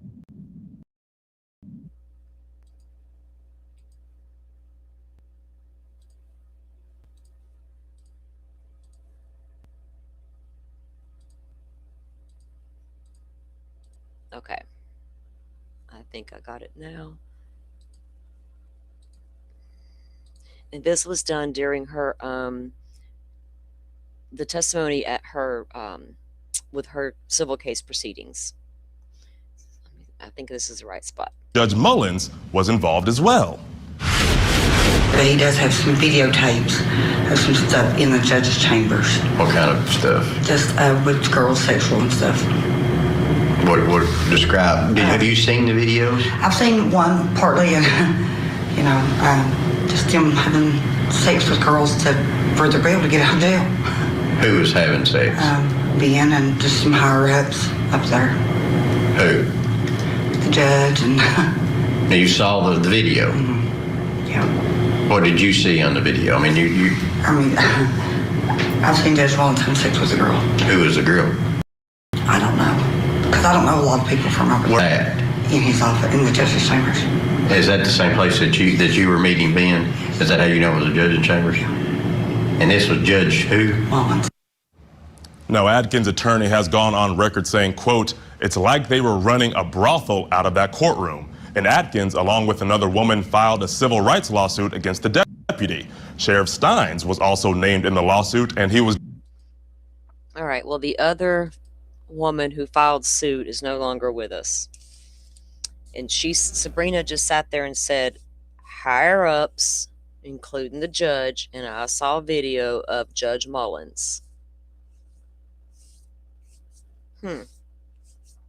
Who's got that video? Who showed her that video? I think I know who allegedly showed it to her, but I don't know how that person would have ever obtained it. Who filmed it? How'd they get their hands on it? I 100% think it's probably true. Find the person that showed her that video. And you got proof. If you find the video, you got proof the judge was doing what she claimed. Case closed. Are we not looking for that person with the video? Kentucky State Police? I'm curious now. Do y'all know locals? They knocking on doors asking for that videotape? Who's got the goods on the judge?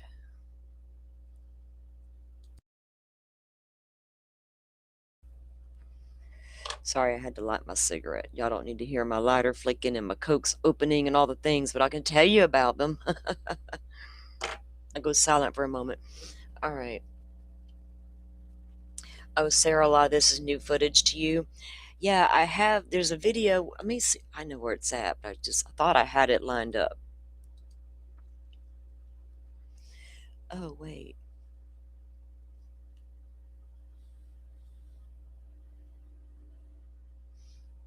Sarah, have you seen the video of the actual shooting?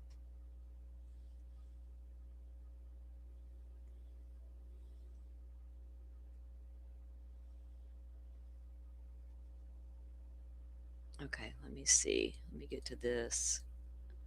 It should be in here.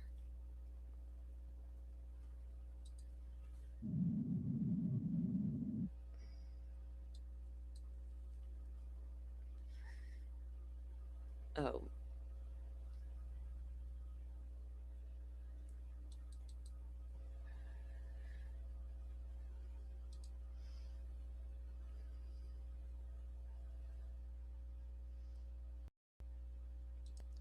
I guess I got to go to my tree because it's not showing up. Like I didn't know where it went.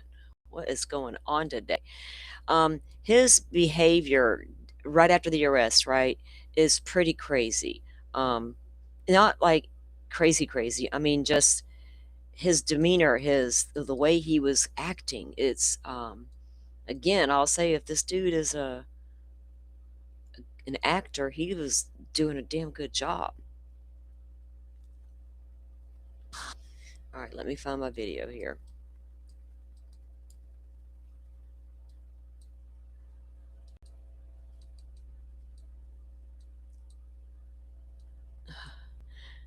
There's some crazy videos. Okay, here, this one, maybe. Yeah. Okay, now we're cooking. Okay, yeah, you've seen that one. Oh, cool. All right, so this is Mickey after his arrest, before he's transported over to Leslie County. Not to put you in Ledger County Jail. I mean, Why? just probably because, I don't know though. I don't know if that's I don't happening. mind to be down there. You don't mind to be down there? They'll put me in a Well, I mean, single cell. we'll talk about that, you know. I have to talk to, see what the logistics is down there. When I gotta get put in a vehicle and go outside. Well, yeah, I understand why you're worried, but at the same time, you know how it is with something like this. We're going to be worried about you in the jail down here with local people. You Right know? now, I'm alive and well, no weapons on me. So, Mickey don't want to leave the Letcher County Jail. He's like, I'm good. Y'all can leave me here. Do you know what you're saying, Mickey? if I leave this building, I won't draw another breath. Read him Miranda before you go any further. Well, Oh, that guy walks up and says, read him Miranda. Yeah, you better get jiggy with it. Mickey just said if I leave this building, I ain't gonna be breathing no more. What? He thinks he's safe in there? I've heard stories about what goes on in that county jail. I don't know, Mickey, you're not safe. I'm going to get in there. They're all locked. You can let it. Okay, well, Mickey, you know Miranda. I'm going to read it to you here real fast. Watch this. It's Miranda. The Miranda warning What is that? for your rights before you. The sheriff asks, what's that? What's a Miranda warning? What's that? I found that to be an incredibly odd statement. Because I can believe you got a mental problem, but I have a stretch to believe are you so far gone you don't know what that means, and you're a sheriff? Is that why what's his name reached out to the Kentucky State Bar? We got a wacko sheriff on our hands. What can we do about it? A day late and a dollar short, maybe? Talk to me. I'll read it to you. If you have any questions, you can ask me, okay? You have the right to remain silent. Anything you say can and will be used against you in a court of law. You have the right to an attorney and to have an attorney present during questioning. If you cannot afford an attorney, one may be appointed to you before any question. You can decide at any time to exercise these rights and not answer any questions or make any statements. Do you understand these rights as I have read them to you? Read them one more. Yeah, I understand. You do? Okay. I mean, I'll read it again if you want me to. Do you want me to read it again, or? Hey, Mick, do you want me to read it again, or do you understand them? Do you understand them? Or do you want me to read it again? I don't care. It's up to you.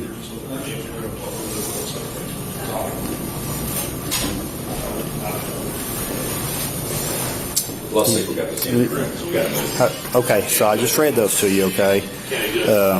So do you understand these rights? Do you understand the rights? What are you saying? Do you understand? I don't know what to make of that, guys. Because we all know if we can get off on a Miranda rights violation, we're going to take it. Is he really not comprehending what this cop's saying to him? But he's comprehending that if I leave the building, I'm going to get hurt. Understand the rights. I can't hear you. Okay, I'll speak up louder. Listen to me, okay? You have the right to remain silent. Anything you say can and will be used against you in the court of law. You have the right to an attorney and to have one present during any questioning. If you cannot afford an attorney, one may be appointed to you before any question. You can decide at any time to exercise these rights and not answer any questions or make any statements. Do you? Rachel, I'm curious to know the day before when he went to the doctor, when the friends ushered him to the doctor, did they prescribe him something that day? Did he start it that day? And the next day, he don't know what the hell's going on? Possibly, yeah, depending on what they gave him. That I'd like to know myself. What was done at that doctor's office visit? And when did he start taking that medication? Understand these rights. Okay. Keeping these rights in mind, do you? If he was on a medication that he was put on within 24 hours, what possible side effects could that have? I don't know. I don't know, Tracy, if they ever put a drug test on him or anything like that. I mean, I'm sure they would do labs because they can evaluate what's in your system as far as your antidepressants and stuff like that. You have to go for blood work or whatever periodically. So who knows? I'm sure they did do a draw on him as far as labs. I don't know. It's a county jail. What kind of assessments are they really going to do? We don't know. You wish to talk to me now? You had told me earlier you was ready to talk about it.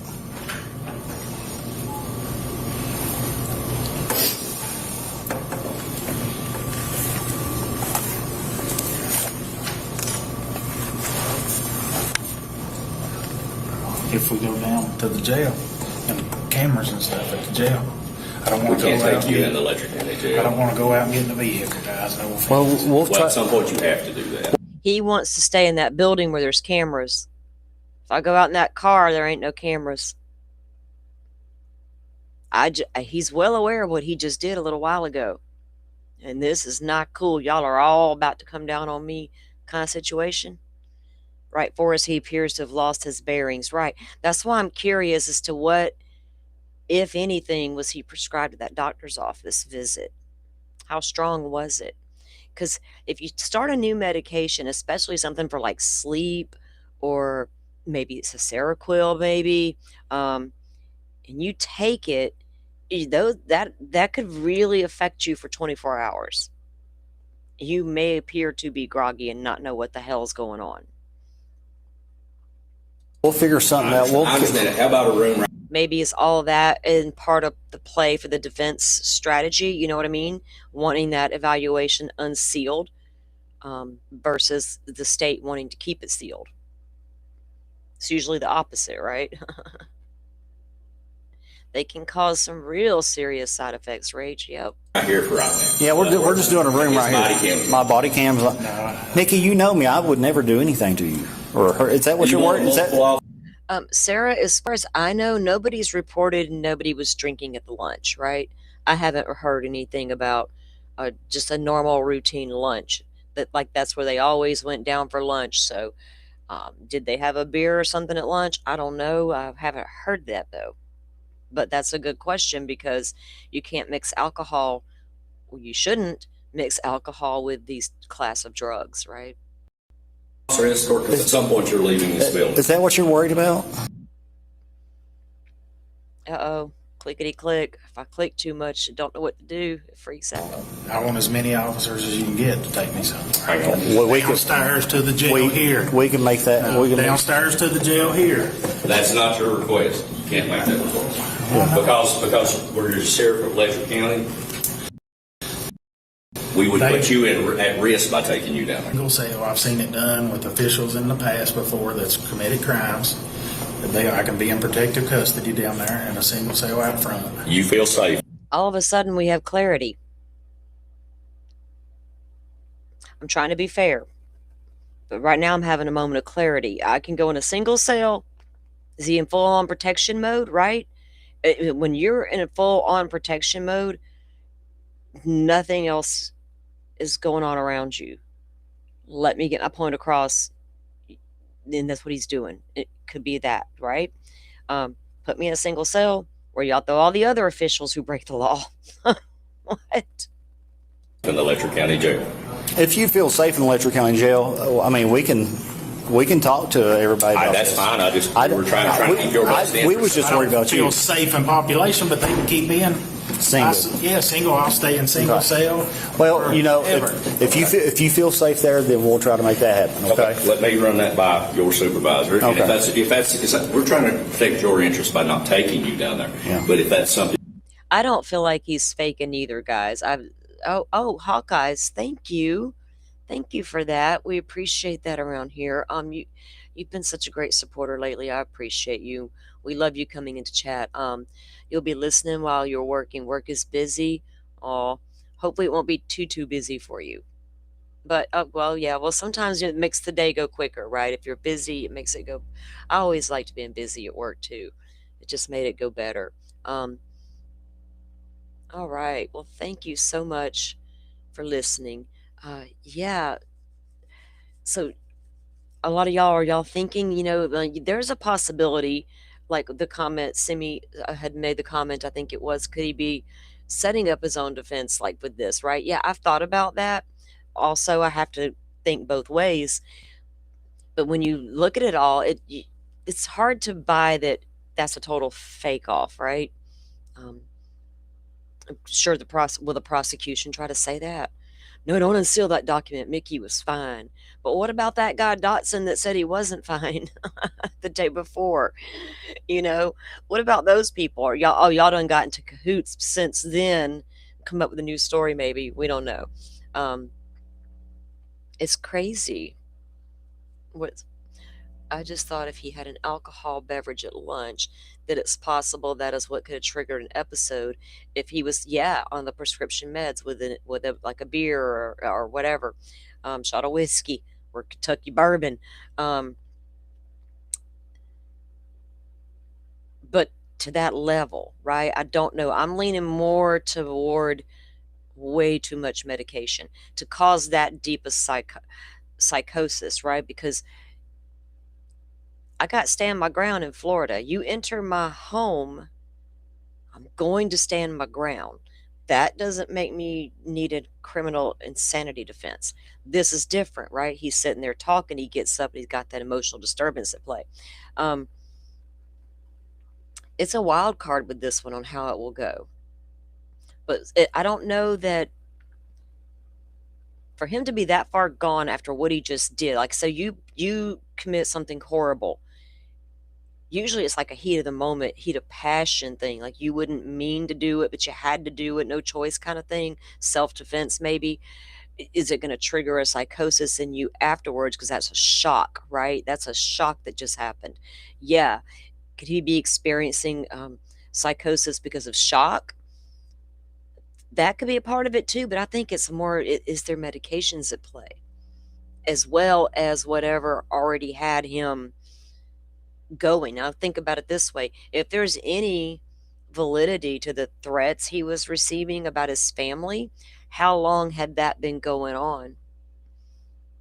Because I feel like if that was going on, it was because they don't want Mickey to testify to anything other than we didn't know what Ben was doing in them chambers at that civil suit. Because if Mickey cracked under pressure in the civil suit and told on everybody, oh boy.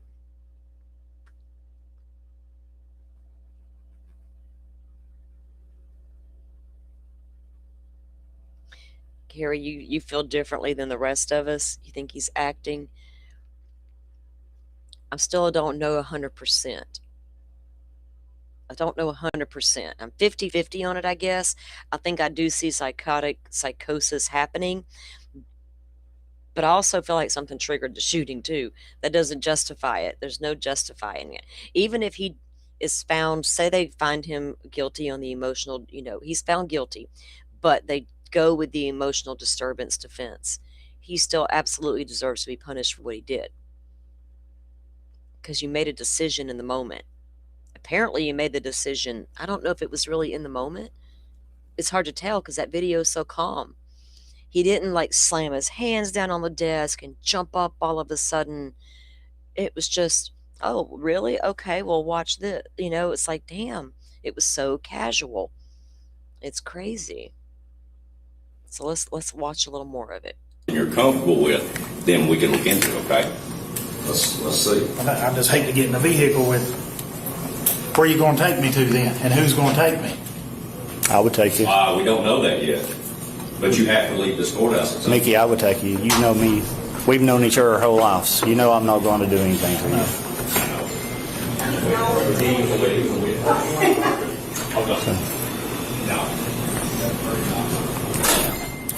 If it comes to that and they want you to be transported, if they don't, for some reason somebody says you can't go down there, then I will take you. You have known me my whole life, okay?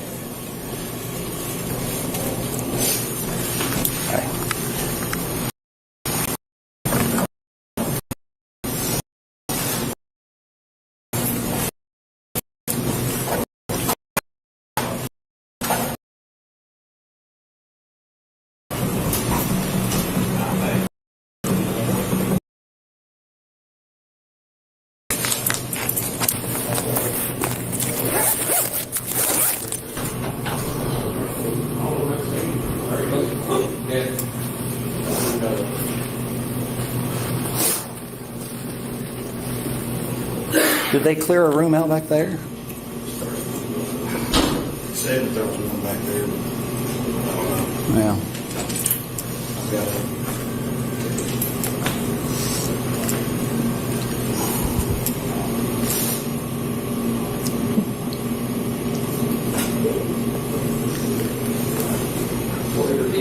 What's going on?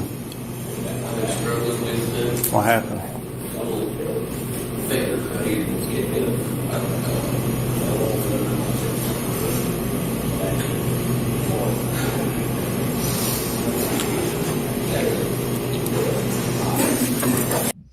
Can't fault him for not saying anything when the cops said what happened.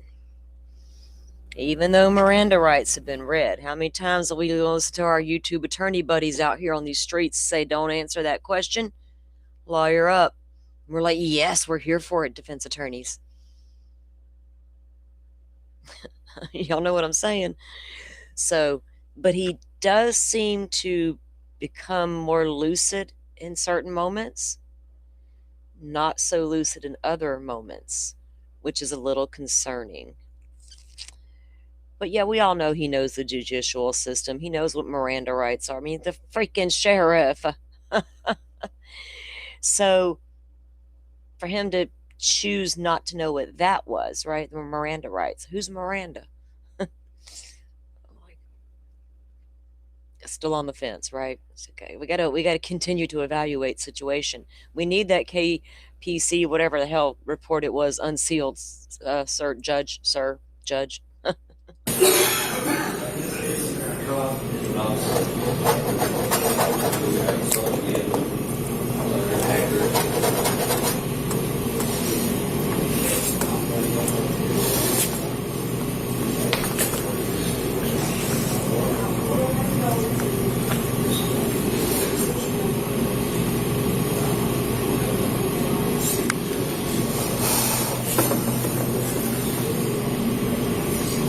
Where was your daughter at? You was asking about her.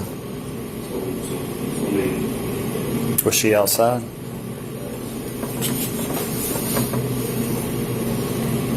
Mickey's like, how dare you ask me about my daughter, man?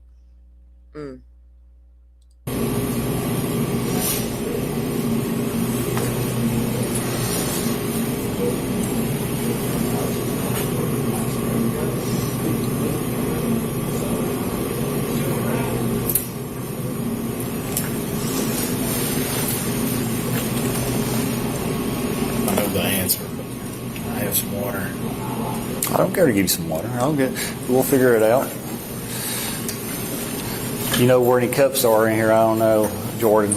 I never hardly ever come in here.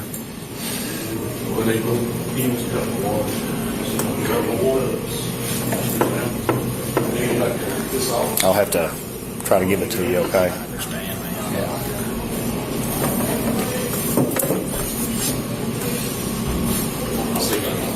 Yeah.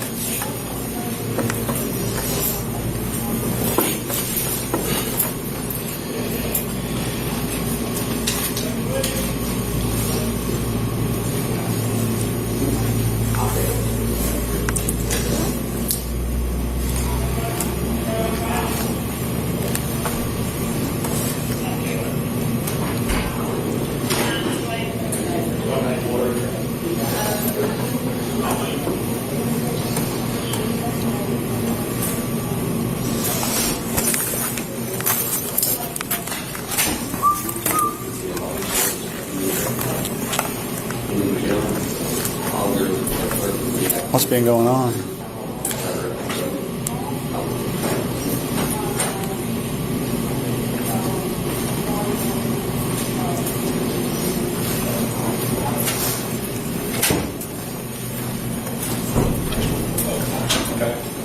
Are you good with that second suite? Yeah. Tell them whoever was asking me, take it or leave it.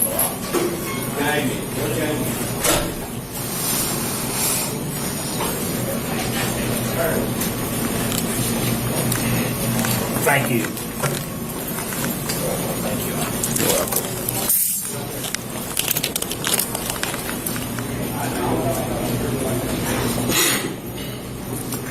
Just sip.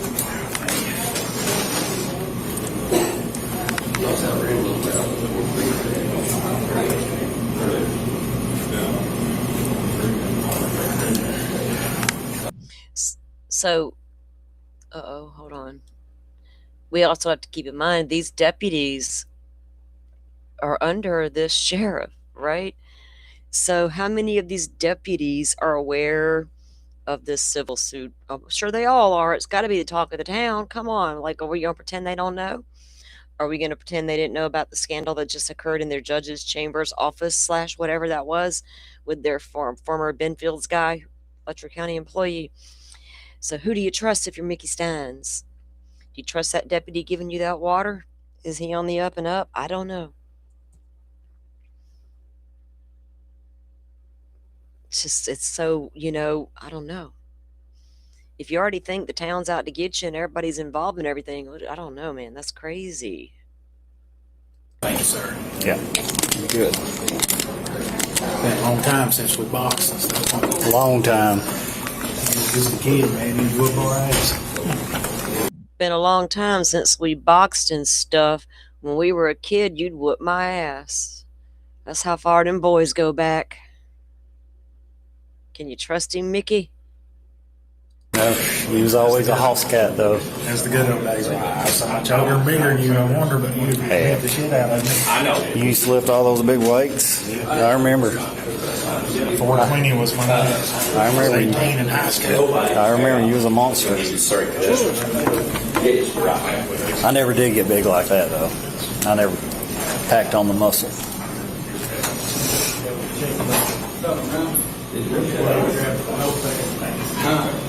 If I caused you guys any embarrassment in the paper about that fatal accident, Which fatal? the one that Alan was working, I don't know what you're talking about. Who Alan Bormus was working at? I didn't hear anything about it. I agree, Simi. They didn't have very many deputies in this town, right? A lot of small towns don't have. I'm not really sure how many deputies were actually employed by that jail. They didn't have too many. So, yeah, they can't. Well, we would hope they all wouldn't be bad, right? Kind of like over there in Brooks Houck in Kentucky, his brother cop was a bad cop, but that didn't make all the cops bad cops, right? That just made Brooks Houck's brother a bad cop. And maybe next on the indictment list. We'll have to see. Justice for Tommy Ballard.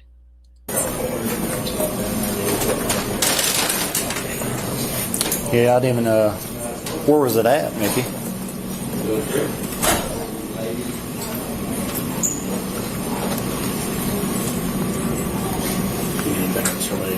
Right now. No, you're good. No, you can stay, you can go, whatever you want to do. It don't matter. Yeah, I'll get here with him. So.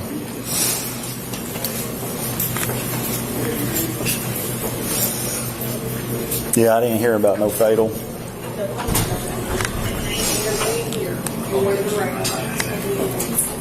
Ain't it green usually when it's recording? Heck, I don't know. Maybe. Ain't it green when it's usually recording? Cop says, I don't know, maybe. What? Become familiar with your equipment, sir. It helps prevent accidental non-recordings. We don't like that in true crime. No, it's recorded. Is it? Yeah, I think so. Yeah. I'll ask. I don't wear mine often. We don't have to. Okay, we'll get claims. There can't be. He don't wear his often. They don't have to. Whose rule is that? The sheriff's department rule? Are you out of Letcher County or are you state police? You're out of Letcher County because you grew up with Mickey. Y'all boxed and used to beat shit out of him, even though he was bigger. So you don't have to wear it. That's real convenient, isn't it? Hey guys, we're going to invest in these body cams that all of America's using, but guess what? It's optional if you wear it. More than two people, we've heard Supreme Court issues when they talk to you, but we can have multiple people move. And he's got his body camera. If you want to talk to him, not more than two people can talk to you. Okay? That's a Supreme Court ruling. It's coercion, it's duress if we do that. Okay?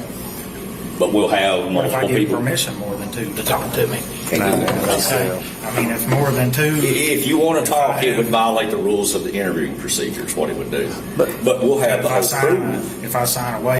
Rules of the interview procedure, only two can be in there. Otherwise, it's coercion. You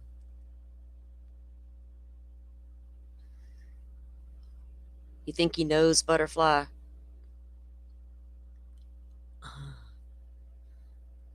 And there's 10 there. No, but we'll have a multiple body cams. We'll have a body cam. His body cam, it ain't even on right now. Yeah, it is. But what that red light is. So he hasn't put his in stealth mode. He done it on purpose. You can see it's recording. Stealth mode doesn't light up the red light. So the lead case officer is going to be Clayton Sanford. You've met Clayton, right? Can't recall. Older guy. You know him. So he's just the guy in the polo out there. And Clayton. And plus, Mickey, like I said, we've known each other. Nothing. I ain't gonna let nothing happen to you, okay? We'll make we'll make sure you're okay. Safety, and we're gonna make sure that you're safe right now. Yeah. You got up in my face there a while ago. I don't feel safe. Man, I've worked with you all for years, man. I know. For years, I don't feel safe. Listen to me. I worked with you all for years, man. I don't feel safe. Why? Because things you've seen, Mickey? Or is that part of your delusional state? I don't know. Stealth mode. Interesting. Sandy, welcome in, by the way. Welcome in. We're real happy. Aw, maybe you can catch it on the replay. Welcome in. Thank you for coming. Pulling away from the I've always been patted down, but no, it's all. I don't feel.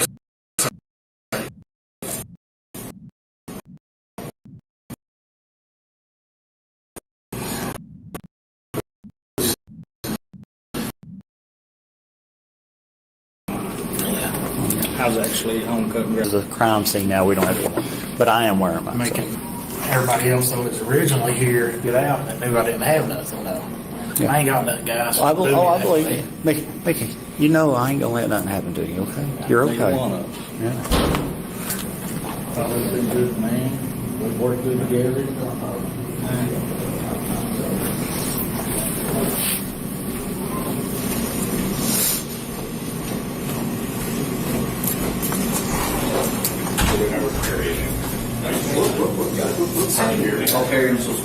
I'll be there. I gotta go out. I'll be there.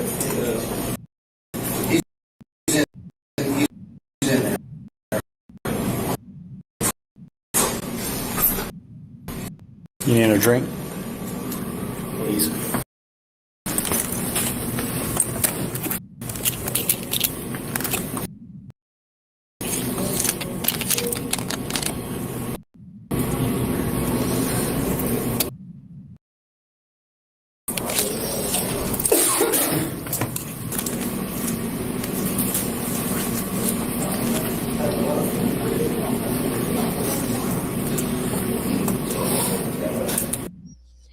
I agree, Sarah. In Florida, if you're found insane during a criminal trial, you go straight to the state hospital. There's a case of somebody there now that I follow. But yeah, if he's found guilty, and they do find him guilty on that emotional disturbance, extreme emotional distress is the defense in Kentucky. So I agree he will go to a mental facility if that happens. Now here in Florida, if that happens, then you get to go for evaluations every 6 months to determine if you're okay again. And we saw what just happened with Morgan Geyser. When she got determined to be okay again, she's like, hold my beer. I'm not okay again. It's like, what?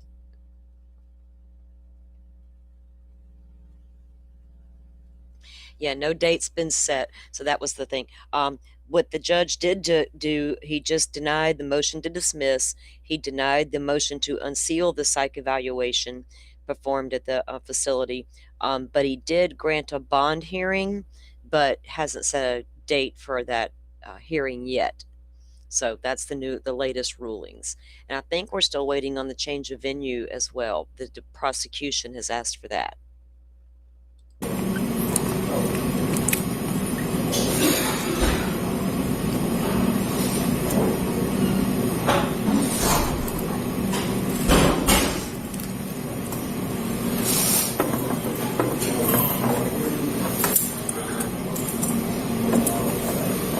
If you want to stand up for a minute, you can. Yeah, they're tired, man. Yeah, just stand up. We're right here. Well.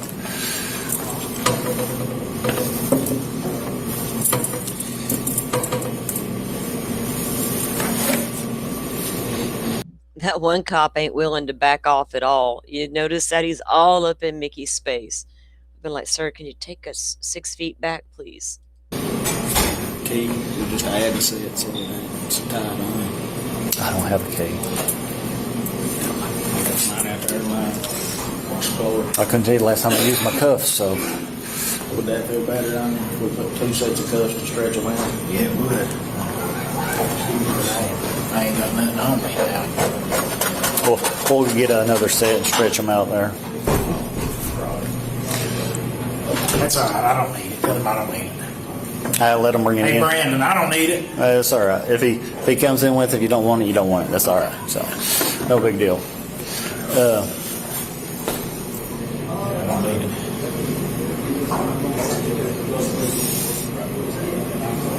Wonder what kind of phone calls are going down behind the scenes. Are they all trying to figure out where to take him, what to do with him? Who won't see him? What county can we go? You know what I'm saying? We have our neighboring county here. We've never had to transport out of county because of whatever, but I'm saying we're right here. You know what I mean? That would be the go-to. In fact, when our jail blew up, we had to go to the next county. We had to pay them to house our inmates until they built them a new jail. It was a whole thing. But they're just taking their time here. We'll get in here, we'll talk real fast, and then we'll figure out where we're going to put you. And we'll see if they say you can stay here in Letcher County. We can go ahead and go. We'll go to outside now, to another place. We're going. Huh? We're going to Go where? in one of these rooms, and we're going to talk real fast. Oh, yeah, not in one of these right here. I don't know. I think they cleared one out. So Yeah, no, I don't feel safe doing that. Why?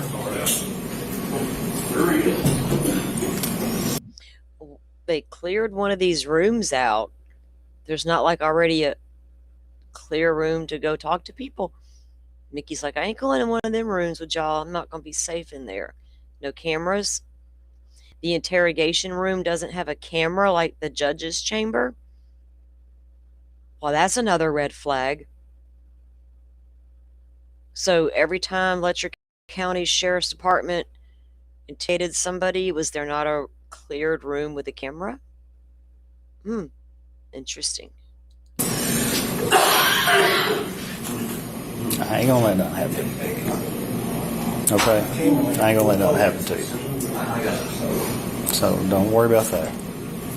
I'll stick with you until you go to your cell. Okay? You'll be alright. I promise you. I know better than that. What?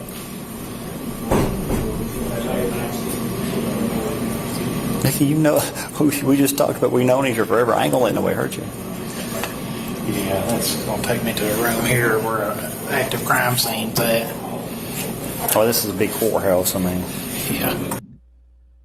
Take me to a room where an active crime scene's at, but you didn't know what a Miranda right warning was. Okay. but you didn't want to go outside a while ago.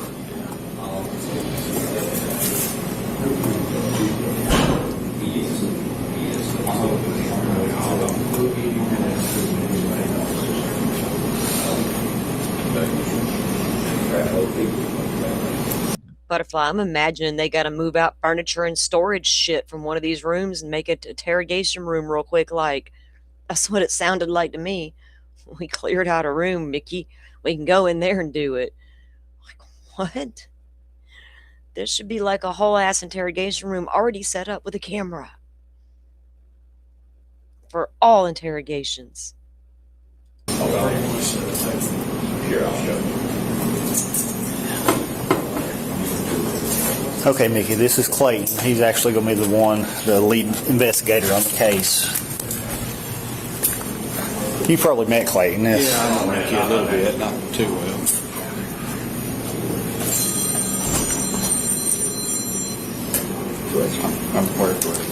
Yeah, show us where you go. Come on, stand up. We'll walk back here. Now, come on, guys. No, you're. No, come on. Come on, Mickey. Nothing. Oh, now. There's two body cams running, Mickey. It's all recorded, and there's a digital recorder running. That will be, look, it'll show you that it's running. Look. Come on now, guys. No, look, Mickey. We've known each other a long time. Look, it is recording.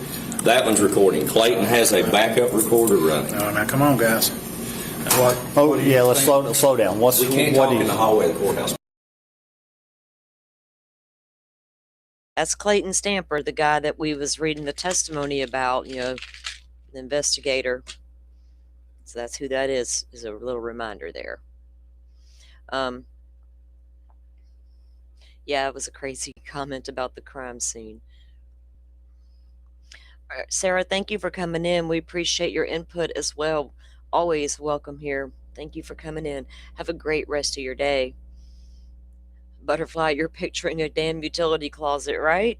Hold up, let us move the mops and the brooms. Jesus. Yeah, there's people here. We don't want to. I mean, there's people in that room, there's people in that room. Yeah. We can't do that. So what's the problem? I mean, I'll get another one. I'll put one on me. You want that? Let me, okay? But I can't be in the room. Guys, come on. Mickey, Come on. listen. Is there somebody that you trust other than us that you would prefer to be with us?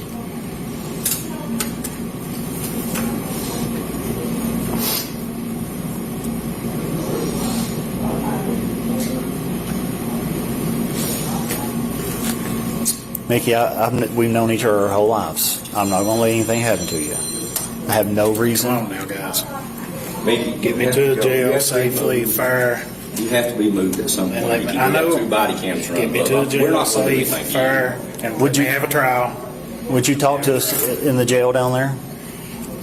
Do you feel safe down there because there's cameras everywhere? Are you going to move me after the interview? Okay, so they're still up at the courthouse and they're wanting to go down to the jail. So maybe down at the jail they have an interrogation room with a camera. But up here at the courthouse level, they was willing to clean it. So now I'm getting it. Okay.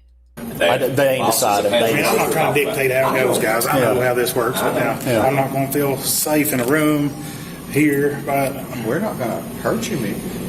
Listen, Why would just like Anthony, I've known you for 20 years, but we're not going to hurt you. yeah, That's why we have 2 body cams and a digital recorder running, Bub. I promise you. I ain't got nothing. I know that, but that ain't what we're worried about, Bub. We just can't talk in the hallway of the courthouse. I ain't got nothing. Plus, there's people looking. We need to go somewhere out here. Pull my pockets inside out. Well, we paid you down. No, pull my pockets inside out. Now, guys, y'all don't do me this way.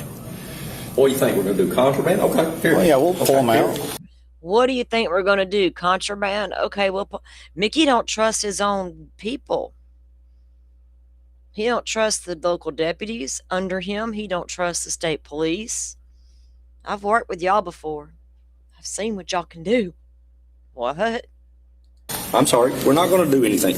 That's the least of our worries, Buzz. Did you get that out of the way? Yeah. Okay. So Mickey, if we went down to the jail where there's cameras, if us 3 walked down there, and we was in cameras there, would you talk to us then? I mean,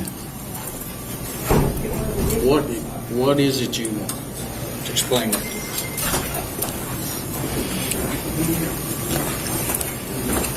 so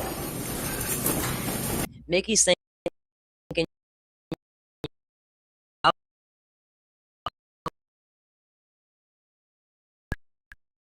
I had something in my pocket, and you're going to justify what you do to me.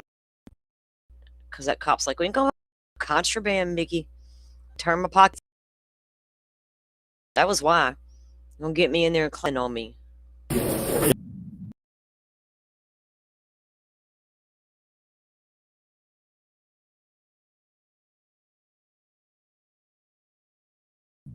Hold on, guys. It said I lost connection for a second. Chat, let me know if you can hear me, okay? I got the video paused for a moment. I think it's back up now. I think we're good. No, I'm not going to feel safe. well, we feel safer there than going back here.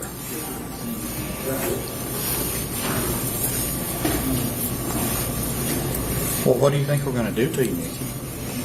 We just want to talk to you. Where would you like to talk at? You said you just want to talk a while ago. Where would you like to talk at?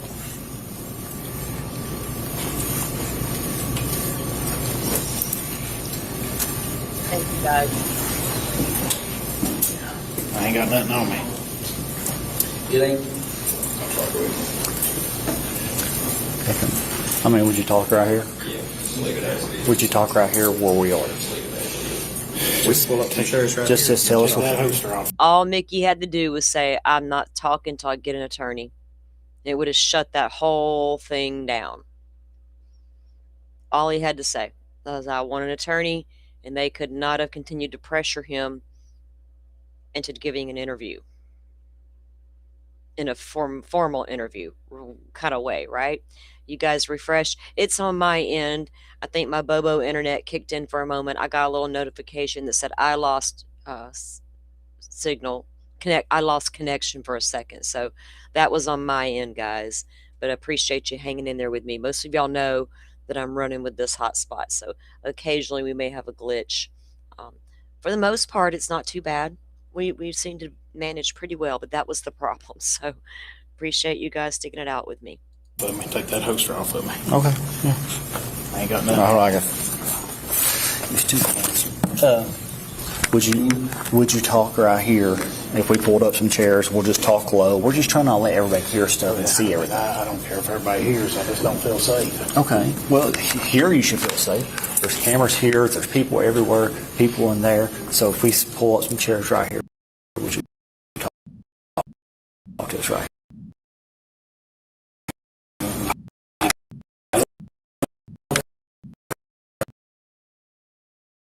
That's another issue. We'll make sure we get done talking.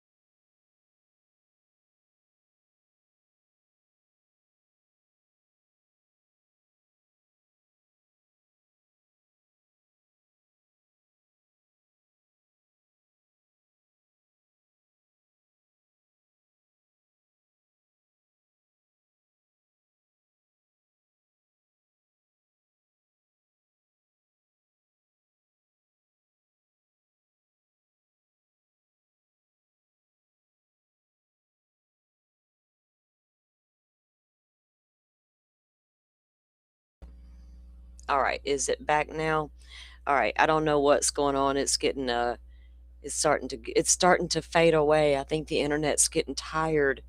Okay, coming back. Hold on.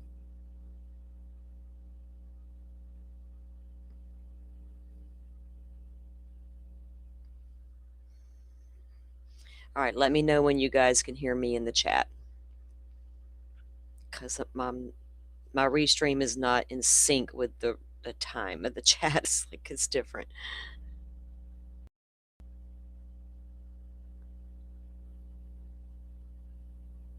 Okay. All right, can you guys hear me now? Yeah, they haven't hooked the internet up to this house yet. It's never been hooked up here. It's crazy insane. So I'm having a ridiculous time getting internet. But I guess you guys can hear me now. Okay, yeah, I'm back. Yeah, it's not going to let me finish playing that. What I can do though is drop the full link to that into the chat for our to the community tab for you guys. I can probably drop it here, but it's helped us get a little more information on Mickey Steins and his state of mind, right? Right after the crime occurred. I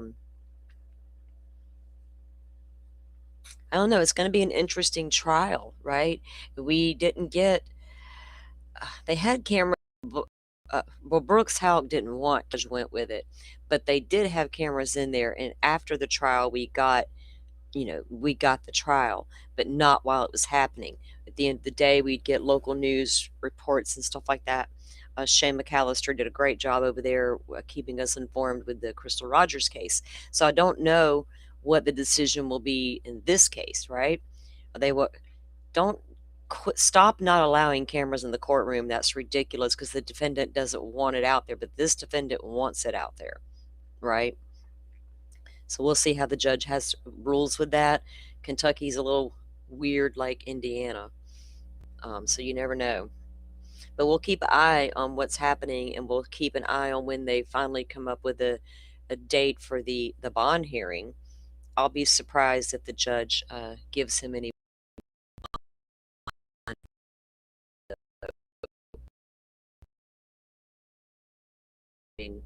Geez. So, all right, guys, I'm going to let you go for the day. I'm going to let this internet chill out and rest.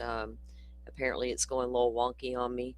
So I'll come back in the morning. I got to get with All Eyes at some point here this afternoon and see if we can get everything together for tomorrow. So if that is still on tap for tomorrow, we'll be doing Delphi tomorrow, going over the latest on the appeals process there in that case. So hopefully we get all that situated. If I do, I'll put that show out tonight so you guys are fully aware that it will happen. All right. Till then, y'all be safe out there on the real streets and on these YouTube streets. It's bad out there sometimes. Zach Adams PCR hearings. No, I have not, Happy. We have to check into that. There's so many cases. Even that damn Brian Walsh case. It's like I just want to get on to where he talks about why he ended up doing what he did to his wife's remains once he discovered her dead in the bed. That whole story. I'm going to skip everything until you get to that part because I already know the rest in between stuff. So a couple of cases out there we're keeping an eye on. But everybody go have a great afternoon. And yes, Forrest, thank you everybody for being here. We do appreciate it. And we do hope you come back. I'll be safe out there, and we'll see you back here tomorrow.